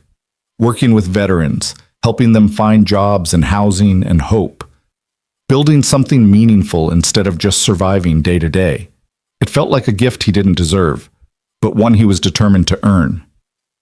The case against Curtis Blaine and the restaurant moved forward during those weeks, though Jonas was largely insulated from it by Pemberton's competent handling of the legal proceedings. The attorney would call with updates, depositions scheduled, evidence submitted, motions filed, and Jonas would listen and sign whatever needed signing, but his focus remained on Evelyn. Everything else felt secondary to ensuring she recovered, that she didn't overexert herself or forget her medications or slip back into the loneliness that had nearly consumed her before the accident. It was on a Tuesday morning, nearly 3 weeks after Evelyn's discharge from the hospital, that Pemberton called with significant news. "The restaurant has agreed to our terms," he said without preamble. "All of them. The independent audit, the policy changes, the employee assistance fund, everything. They're prepared to make a public statement acknowledging their failures and committing to reform." Jonas, who had been making coffee when the phone rang, nearly dropped the pot. They agreed to everything? Every single demand, and they've agreed to fund the Employee Assistance Fund with an initial contribution of $100,000, with annual contributions of $50,000 for the next 5 years. It's unprecedented, Jonas. I've never seen a corporation cave this completely. What changed their mind? Pemberton chuckled. You did. Your refusal to settle, your willingness to take this to court, it scared them. They realized you weren't going to just go away, and the longer this dragged on, the worse they looked. Better to agree to reforms now and control the narrative than to fight you and lose in a very public trial. And Curtis?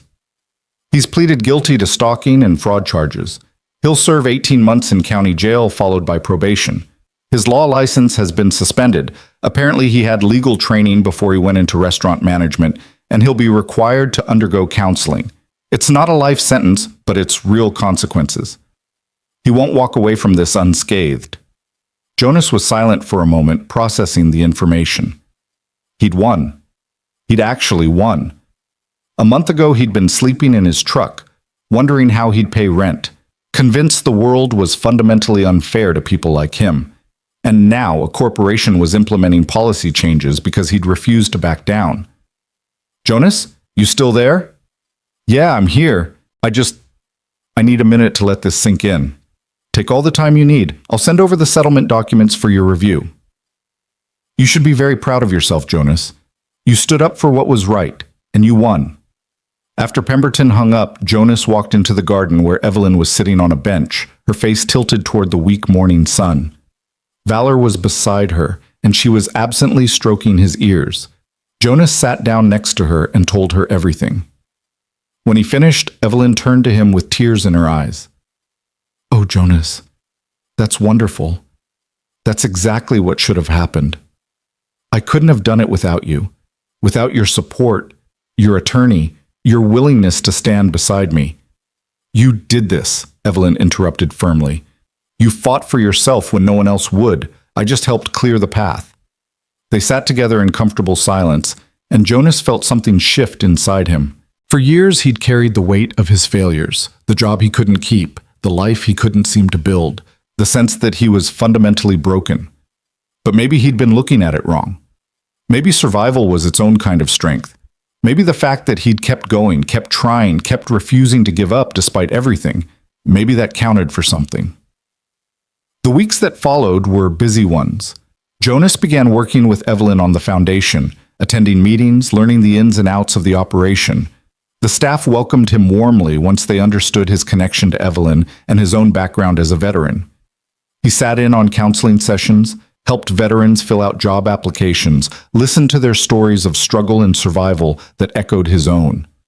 It was hard work, emotionally draining in ways his kitchen job had never been, but it was also deeply fulfilling. Every small victory, a veteran finding housing, landing a job, reconnecting with family, felt like validation that he was finally doing something that mattered. Evelyn's health improved slowly but steadily. The medications regulated her heart rhythm, and the lifestyle changes, healthier diet, gentle exercise, reduced stress, made her stronger. She had good days and bad days, times when she seemed almost like her old self, and times when the slightest exertion left her exhausted. But through it all, she maintained her sharp mind and sharper wit, offering guidance on the foundation work and slowly, carefully, preparing Jonas to eventually take over. They fell into a rhythm that felt like family. Breakfast together, work during the day, quiet evenings by the fire with valor sprawled between them. Jonas found himself laughing more than he had in years, found himself looking forward to each day instead of just enduring it. And he could see the same transformation in Evelyn, the way the haunted look gradually left her eyes, replaced by contentment and purpose. It was on a crisp October evening, the leaves turning gold and red in the garden, that everything changed again. Jonas had just finished making dinner, nothing fancy, just grilled chicken and vegetables, when he heard a sound from upstairs. A thump, followed by silence. His heart seized, and he was moving before his mind caught up, taking the stairs two at a time with Valor close behind. He found Evelyn in her bedroom, lying on the floor beside her bed. Her eyes were closed, her breathing shallow and rapid, and Jonas felt terror lance through him. Evelyn. He dropped to his knees beside her, checking her pulse. It was there, but weak and irregular. Evelyn, can you hear me? Her eyelids fluttered. Jonas, she whispered. Something's wrong. I can't breathe right. Jonas was already grabbing his phone, already dialing 911. As he gave the dispatcher information, he grabbed pillows from the bed and positioned them under Evelyn's head and shoulders, elevating her slightly to help her breathe. Valor pressed close, whining softly, his nose nudging Evelyn's hand. Stay with me, Jonas said, his voice steady even though his hands were shaking. The ambulance is coming. Just stay with me, Evelyn. I'm sorry, she murmured. I'm sorry. I stood up too fast, I think, and then... Don't apologize, don't talk. Just breathe, slow and steady. The ambulance seemed to take forever, though it was probably only minutes. When the paramedics arrived, Jonas moved aside to let them work, but he stayed close, his hand reaching out to grasp Evelyn's when she extended it toward him. She held on tight, her fingers cold and trembling, and Jonas squeezed back, trying to channel strength and reassurance through that simple touch. They transported her to the same hospital where she'd been before, and Jonas rode with her again, Valor left behind this time, with a neighbor who'd come running when the ambulance arrived. In the emergency room, Jonas gave the doctors Evelyn's medical history, listed her medications, answered their rapid-fire questions with as much precision as he could manage. And then, once again, he was relegated to the waiting room while they worked on her behind closed doors. This time felt different. Worse. Jonas paced the sterile hallway with his fists clenched, trying to hold himself together. Pemberton came, alerted by a call from Jonas, and sat with him through the long hours. But Jonas barely registered his presence. His mind was fixated on Evelyn, on how fragile she'd looked lying on that bedroom floor, on the fear he'd seen in her eyes. It was past midnight when a doctor finally emerged, and Jonas was on his feet instantly. The doctor's expression was grave, and Jonas felt his stomach drop. Mr. Hale, I'm Dr. Chen. I've been treating Mrs. Marrow. How is she? She's stable, but her condition is serious. She's experienced another cardiac event, more severe than the first. We've had to use more aggressive interventions to stabilize her rhythm, and her heart is showing signs of significant damage. Dr. Chen paused, choosing his words carefully. I won't sugarcoat this. Mrs. Marrow's heart is failing. We can manage it with medication and monitoring, but the reality is that each event weakens it further. She may have months or she may have years. There's no way to predict with certainty.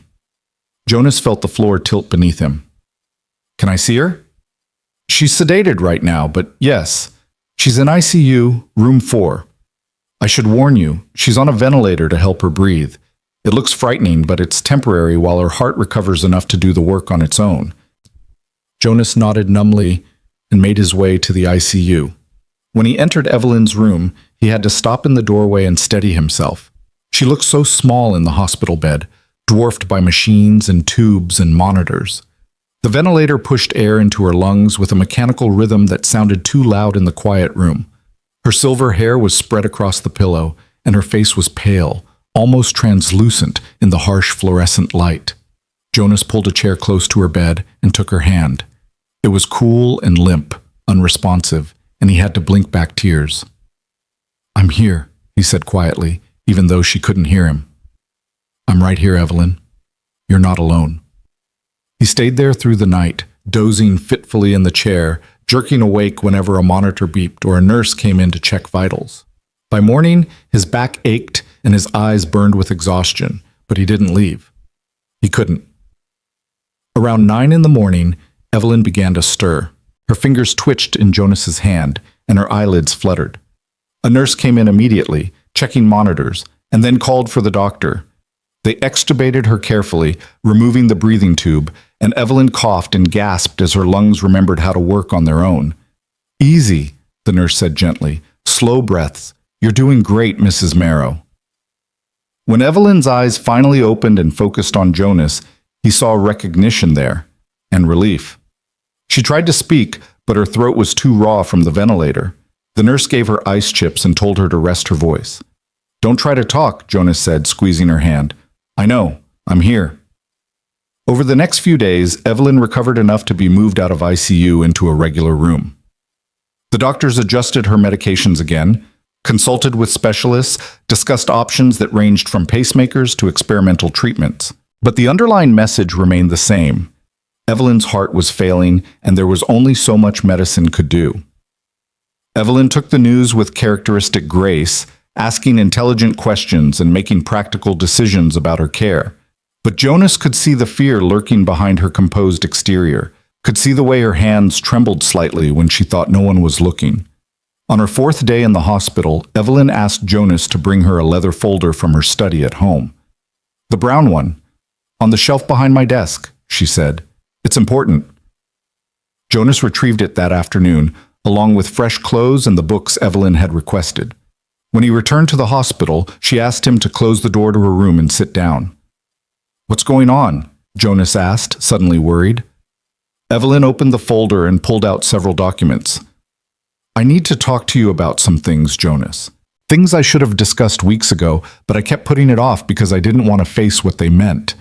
She took a breath. "I'm dying. We both know that. It might be tomorrow or it might be next year, but my heart is giving out and eventually it's going to stop working altogether." "Evelyn, please let me finish. I've spent the last few days thinking about what I want to leave behind, what kind of legacy I want to have. And I've made some decisions." She handed him a document. "This is my will. I had Pemberton update it last week before this latest episode. I'm leaving everything to you, Jonas. The house, my estate, the foundation, all of it." Jonas stared at the document in his hands, unable to process what he was seeing. "Evelyn, no, I can't accept this." "Yes, you can, and you will." Her voice was firm, leaving no room for argument. "I have no children, no close relatives who need this money. My husband wanted the foundation to help veterans, and I can't think of anyone better to carry on that work than you. You've already proven yourself, Jonas. You've shown me that you care, that you'll fight for what's right, even when it costs you everything. That's exactly the kind of person who should control this legacy."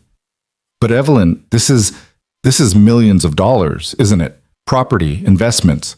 Closer to 12 million, actually. And yes, it's a tremendous responsibility, but I know you can handle it. I've watched you these past months, seen how you've grown, how you've found your purpose again. You're ready for this, Jonas, even if you don't believe it yet." Jonas felt tears burning in his eyes. "I don't want your money, Evelyn. I want you. I want you to get better, to live for years, to see the foundation grow and thrive. I want—" His voice cracked. "I want my friend to be okay." Evelyn's own eyes were wet now. She reached out and cupped Jonas's face with her hand. "Oh, my dear boy, I want that too." But we don't always get what we want, do we? What we get is the chance to make the most of the time we have, to matter to someone, to leave the world a little better than we found it. She smiled through her tears. You gave me that chance, Jonas. You saved my life that night on the highway, and then you saved it again by giving me something to live for. However much time I have left, I'll spend it knowing I mattered to someone, that I helped someone who needed it. That's more than most people get. Jonas pulled her into a careful embrace, mindful of the IV lines and monitors, and held her while they both cried. Valor, who had been allowed into the room by sympathetic nursing staff, pressed against Jonas's leg and whined softly, as if he understood the weight of the moment. When they finally pulled apart, Evelyn wiped her eyes and smiled. Now then, let's talk about what you're going to do with all this money. Despite everything, Jonas found himself laughing. You're impossible, you know that? I've been told. She settled back against her pillows, looking suddenly exhausted but also oddly peaceful. There's one more thing I want to ask you, Jonas. When the time comes, whenever that is, I want you to promise me you'll keep going, that you won't let my death become another weight you carry. Promise me you'll live fully, that you'll find joy again, that you'll use this gift I'm giving you to help as many people as you possibly can. Jonas swallowed hard. I promise. Good. Evelyn closed her eyes, a small smile playing at her lips. That's good. Evelyn came home from the hospital 6 days later, weaker than before, but determined to spend whatever time she had left in her own house, surrounded by familiar things. The doctors had done what they could, adjusting medications and providing equipment, an oxygen concentrator that hummed softly in the corner of her bedroom, a hospital bed that could be raised and lowered at the touch of a button, monitors to track her heart rate and oxygen levels. A hospice nurse named Maria came twice a day to check on her, a warm woman with gentle hands who treated Evelyn with dignity and kindness. Jonas moved permanently into the guest room, though he spent most of his time in Evelyn's room, reading to her when she was awake, sitting quietly when she slept. Valor had claimed a spot on the rug beside her bed and rarely left it, as if the dog understood his job now was to stand vigil, to offer comfort through his steady, faithful presence. The days took on a strange, suspended quality. Time seemed to move differently when you knew it was running out, each moment somehow both precious and painful. Evelyn had good hours when she was lucid and talkative, wanting to discuss the foundation or share memories or simply laugh at something on television.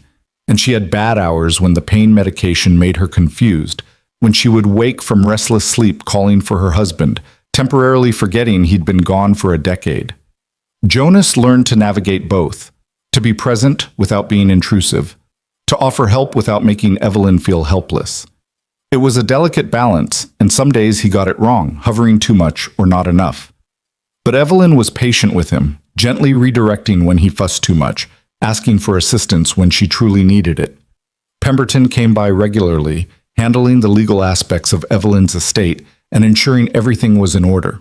He brought documents for her to sign, updated her will to reflect last-minute changes, and spent hours with Jonas explaining the intricacies of managing the foundation and the estate.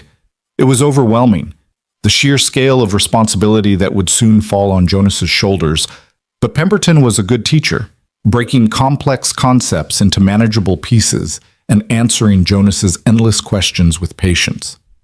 One afternoon, about 2 weeks after Evelyn had come home, Jonas was sitting in her room reading when she suddenly spoke, her voice stronger than it had been in days. Jonas, there's something I want you to do for me. He set down his book immediately. Anything. In my closet, on the top shelf, there's a wooden box. Will you get it for me? Jonas found the box easily. Cedar, beautifully carved with intricate patterns, about the size of a shoebox. He brought it to Evelyn, and she ran her fingers over the lid with a wistful expression. My husband made this for me years ago. He wasn't particularly skilled at woodworking, but he tried. She smiled. It's full of letters. Letters we wrote to each other during his deployments, before we were married. I haven't looked at them in years, but I'd like to read some now. Would you read them to me? My eyes aren't what they used to be, and I get tired so quickly. Jonas opened the box. Inside were dozens of letters, yellowed with age, some in elegant cursive handwriting, others in a more masculine scrawl. He picked one at random and began to read. The letter was from Evelyn's husband, written from somewhere in Vietnam, describing the heat and the boredom punctuated by moments of terror. But mostly he wrote about missing Evelyn, about counting down the days until he could see her again, about the life they would build together when the war was over. His words were simple but profound, filled with a love that transcended distance and danger. Evelyn listened with her eyes closed, tears slipping down her cheeks. When Jonas finished, she was quiet for a long moment. "He was a good man," she said finally. "We had 42 years together, and it still wasn't enough. I don't think any amount of time would have been enough." "Tell me about him," Jonas said. "Tell me everything." And she did. For the next several hours, Evelyn shared stories about her late husband, how they'd met at a dance, how he'd proposed during a rainstorm, how they'd struggled and laughed and built a life together. She told Jonas about the foundation, how her husband had started it with almost nothing, working tirelessly to help veterans who'd been forgotten by the system that had sent them to war. She told him about her husband's death, how peaceful it had been, how he'd held her hand and told her he'd loved every moment of their life together. "That's what I want you to find, Jonas," Evelyn said, her voice growing tired. "Someone to love like that. Someone who makes every moment worthwhile. Don't spend your life alone just because you're afraid of losing people. The love is worth the loss. Always." Jonas felt his throat tighten. "I'll try." "Promise me." "I promise." Over the following weeks, Evelyn's condition slowly deteriorated. The good hours became shorter and less frequent. She slept more, ate less, grew frailer with each passing day.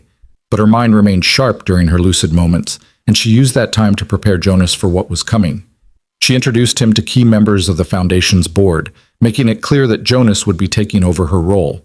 Some of them were skeptical at first, this quiet veteran with no formal business training, but Evelyn's endorsement carried weight. And more importantly, Jonas proved himself in conversations, demonstrating his understanding of veterans' needs and his genuine commitment to the Foundation's mission.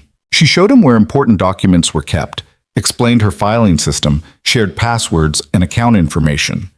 She told him which staff members were reliable and which ones needed more oversight. She talked about her vision for the Foundation's future, programs she'd dreamed of implementing but never had the energy or time to pursue. "I want you to expand the housing program," she said one afternoon, her voice barely above a whisper. "Too many veterans end up homeless, and it's not because they're lazy or irresponsible. It's because the system fails them. I want the Foundation to buy properties, renovate them, create transitional housing where veterans can stay while they get back on their feet. Can you do that?" "Yes," Jonas said without hesitation. "I can do that. And I want a mentorship program. Pair veterans who've successfully transitioned with those who are struggling. People like you, Jonas, who understand what it's like and can offer real guidance. Will you make that happen?" "I will." Evelyn smiled weakly. "Good. That's good." As November arrived and the trees outside Evelyn's window stood bare against gray skies, Jonas could see the end approaching. Evelyn was sleeping 20 hours a day now, and when she woke, she was often confused, struggling to remember where she was or what year it was. The hospice nurse told Jonas it was time, that it would be days now, maybe hours. Jonas called Pemberton and told him to come say goodbye. The attorney arrived that evening, his usual professional composure cracking as he stood beside Evelyn's bed and held her hand. "You've been a good friend, Richard," Evelyn murmured, her eyes barely open. "Thank you for everything." "The honor has been mine, Evelyn," Pemberton said, his voice rough with emotion. "You're an extraordinary woman."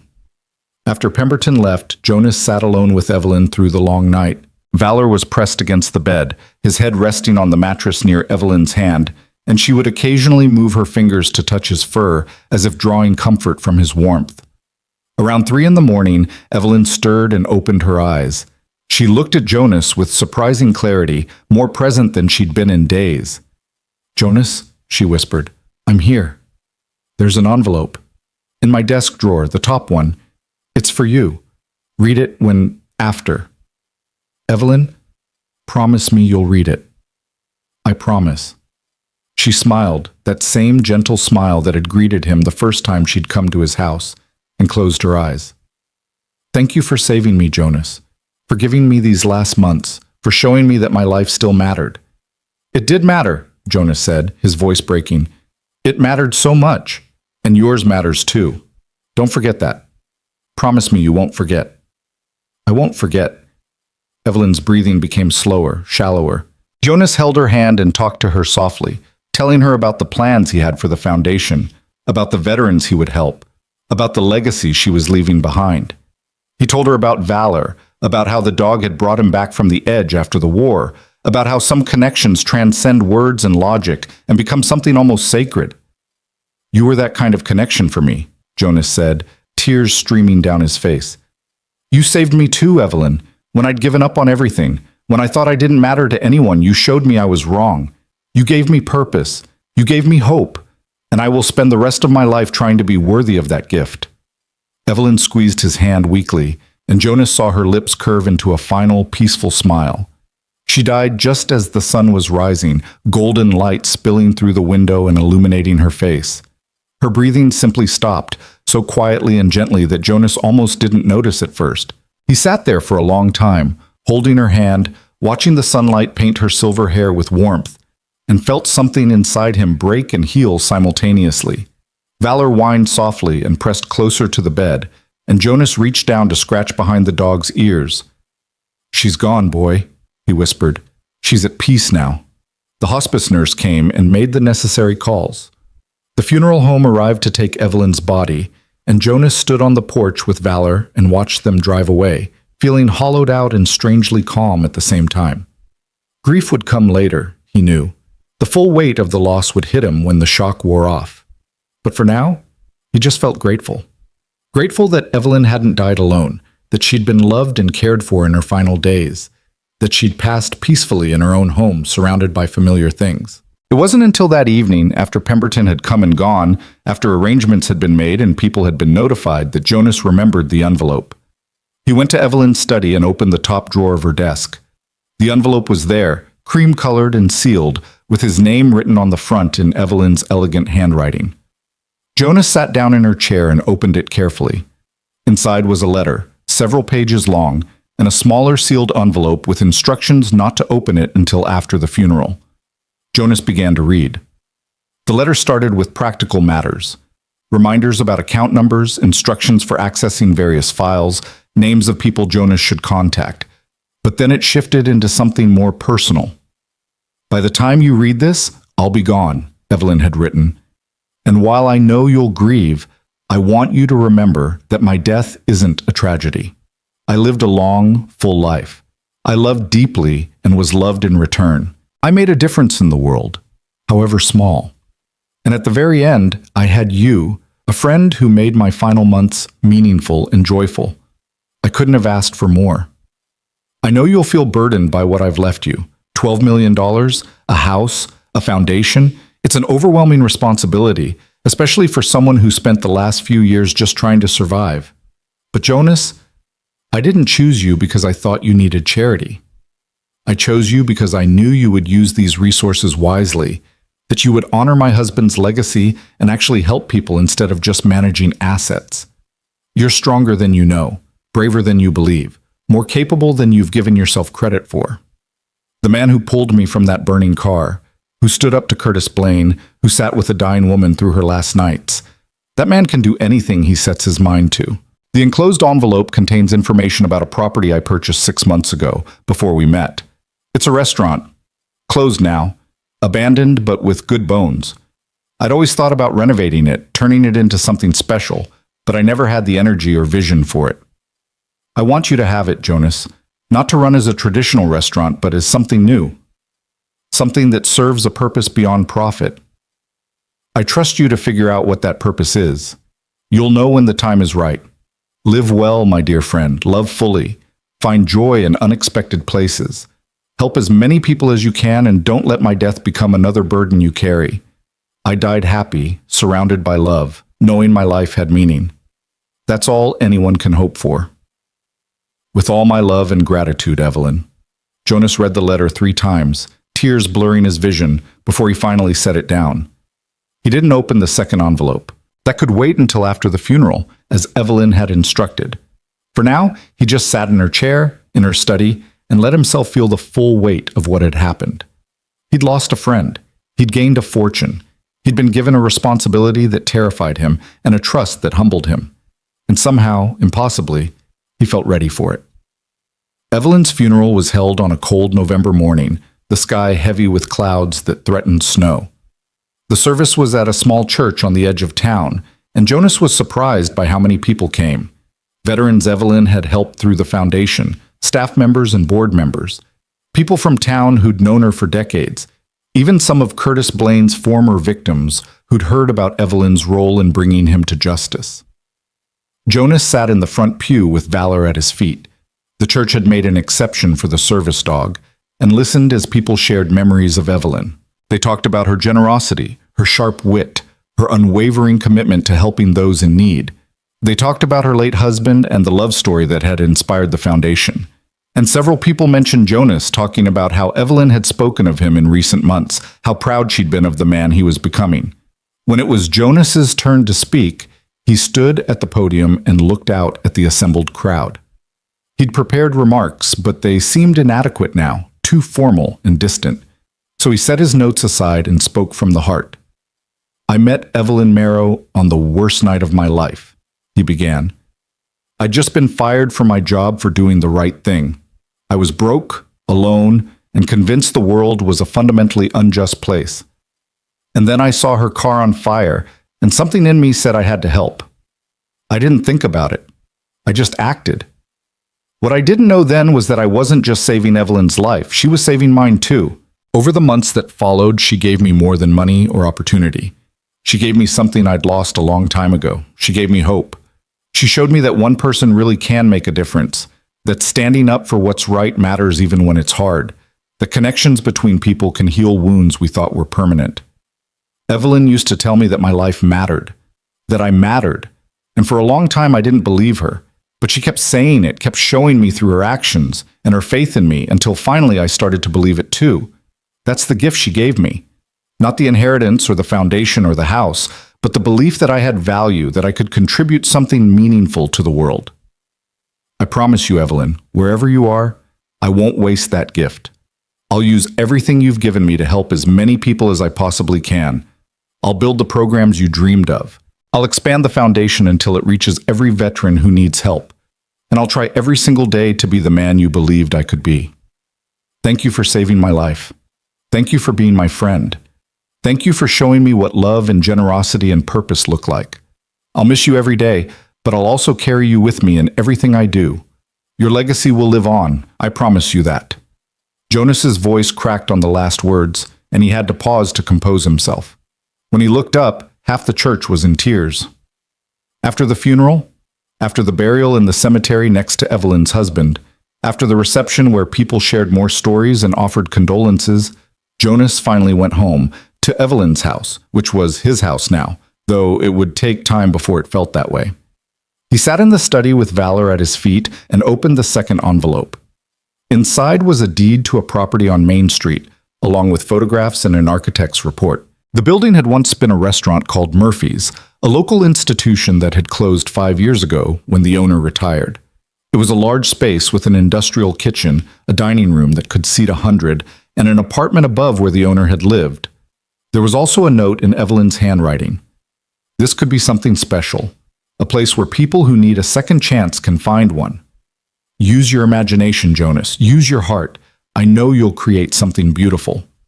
Jonas studied the photographs, seeing past the peeling paint and broken windows to the potential underneath, and slowly an idea began to form. Over the next 6 months, Jonas threw himself into work. He officially took over as director of the Merrow Veterans Foundation, implementing the programs Evelyn had envisioned and creating new ones. The housing initiative launched with the purchase of 3 properties that were converted into transitional housing for homeless veterans. The mentorship program paired 50 veterans in its first year, with success rates that exceeded everyone's expectations. But Jonas's passion project was the restaurant. He hired contractors to renovate the building, working closely with them to preserve its character while modernizing the kitchen and facilities. He met with chefs and managers and staff, building a team that shared his vision. And he created a concept that was part restaurant, part training program, part second chance initiative. The restaurant would be called Second Chance Grill, and it would operate on a simple principle. Anyone who needed a fresh start could work there, regardless of their background. Veterans struggling with PTSD, people coming out of prison, individuals recovering from addiction, anyone who'd been knocked down by life and was trying to get back up, they would all have a place at Second Chance Grill. Staff would receive training in culinary skills, customer service, and basic business operations. They would earn fair wages and have access to counseling and support services. And they would work in an environment that valued their humanity over their past mistakes, that recognized everyone deserves a chance to prove themselves. The menu would feature simple, honest food, the kind of comfort food Jonas had cooked at the grill where he'd worked for Curtis, but elevated with better ingredients and more care. Burgers and sandwiches and daily specials, affordable prices, generous portions. Nothing fancy or pretentious, just good food served by people who understood what it meant to be hungry in more ways than one. Jonas poured his energy and a significant portion of Evelyn's inheritance into the project. He worked alongside the contractors, painting walls and installing equipment. He taste-tested menu items and designed the dining room layout. He interviewed potential staff members and listened to their stories, seeing his own struggles reflected in their faces. The town watched the transformation with interest and skepticism. Some people praised Jonas's vision, but others whispered that he was naive, that a restaurant staffed by troubled people would never succeed, that he was wasting Evelyn's legacy on a foolish experiment. Jonas didn't let the criticism deter him. He'd learned from Evelyn that doing the right thing often meant going against popular opinion, that real change required taking risks others weren't willing to take.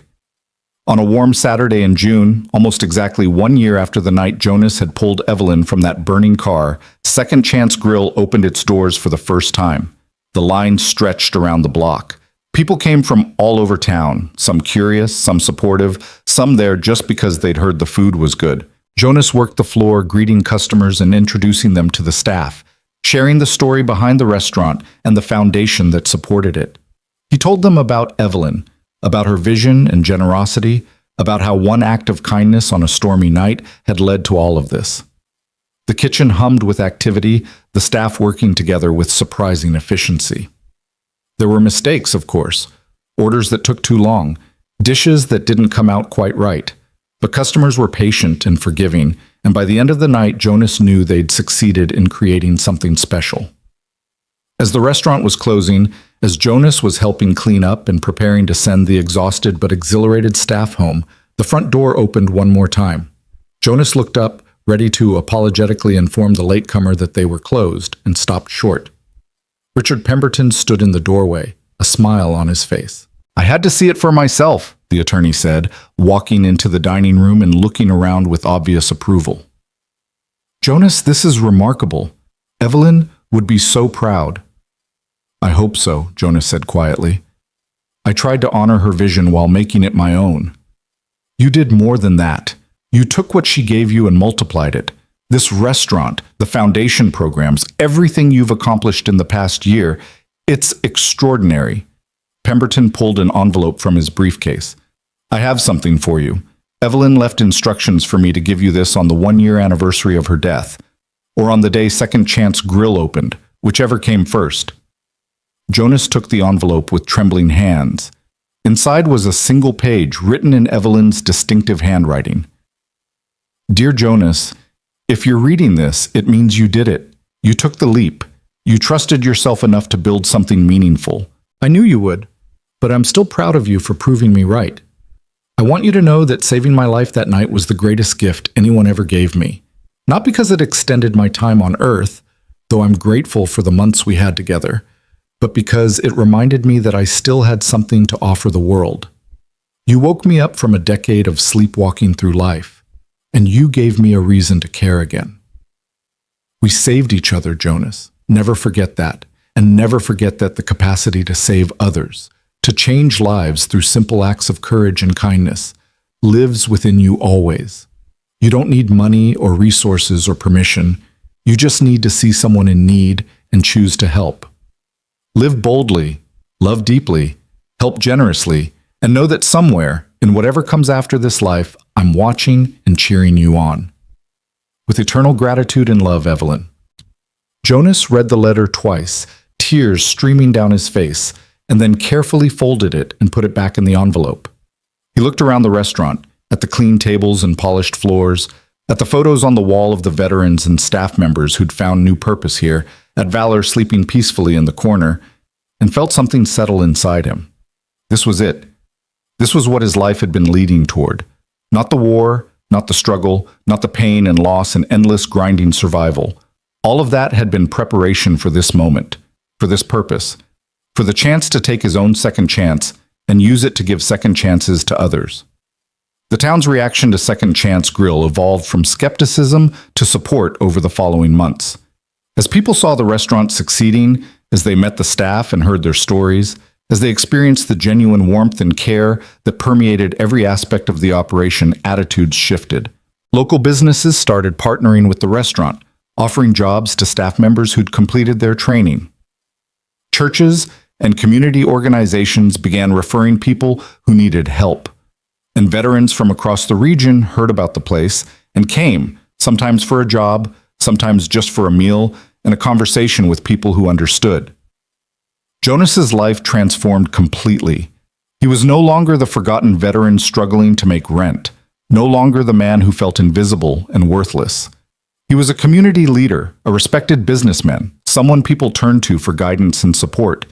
He sat on boards, spoke at events, represented the foundation at conferences, and through it all he remained grounded in the lessons Evelyn had taught him, that real wealth wasn't measured in dollars, but in lives touched, that power was meaningless without compassion, that success meant lifting others up rather than climbing over them. He also, slowly and cautiously, opened himself up to the possibility of connection in other ways. He went on a few dates, awkward at first, but gradually more comfortable. He made friends beyond professional acquaintances, people he could laugh with and confide in. He let himself be vulnerable, let people see the parts of him that were still healing, still struggling, still learning how to be fully human after years of just surviving. Valor remained his constant companion, aging gracefully, but still as loyal and intuitive as ever. The dog became a fixture at Second Chance Grill, greeting customers and offering comfort to staff members who were having rough days. Children loved him, and adults found his calm presence soothing. More than once, Jonas watched someone having a difficult moment sit down on the floor and bury their face in Valor's fur, drawing strength from the dog's patient acceptance. 3 years after Evelyn's death, Jonas stood in the dining room of Second Chance Grill on a busy Saturday night and looked around with quiet satisfaction. Every table was full, the staff moved with practiced efficiency, laughter and conversation filled the air. In the back corner, a young veteran named Marcus was celebrating his first day at a new job, surrounded by the Second Chance staff who'd trained and supported him. Near the front, an elderly couple who'd been coming every week since the restaurant opened was holding hands across their table, smiling at each other with the kind of contentment that comes from decades of love.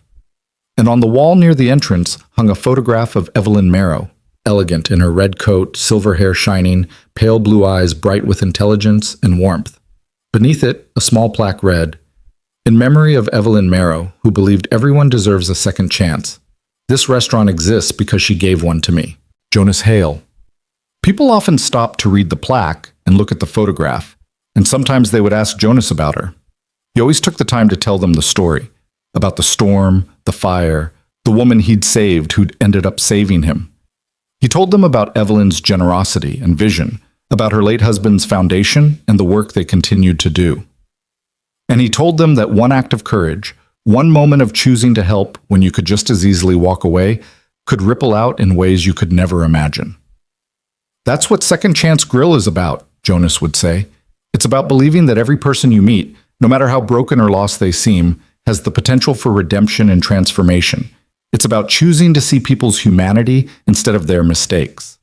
And it's about understanding that sometimes the person you're saving is actually saving you." As Jonas stood there that Saturday night, watching his restaurant thrive and his staff flourish, he felt Evelyn's presence as clearly as if she were standing beside him. He could almost hear her voice, proud and warm, telling him he'd done well, that he'd honored her legacy and created something beautiful. And Jonas knew, with absolute certainty, that she was right. The storm that had brought him and Evelyn together had been devastating and terrifying. But from that darkness had come light, purpose, and connection, and the kind of transformation that only happens when two broken people find each other at exactly the right moment and decide to heal together. He'd saved her life. She'd saved his. And together they'd created something that would go on saving lives for years to come. That was the gift they'd given each other. That was the legacy that would endure. And that was the story that stunned the whole town, not because of the money or the inheritance or the dramatic rescue, but because it proved something people desperately needed to believe, that kindness matters, that courage counts, that one person really can make a difference in the world, and that sometimes the hardest storms lead to the most beautiful dawns. Jonas Hale had started that terrible night as a man who'd lost everything, but he'd ended it as a man who'd found everything that truly mattered, and he would spend the rest of his life making sure that gift, that second chance, reached as many people as possible, because that's what Evelyn would have wanted, and because that's what love, real love, looks like.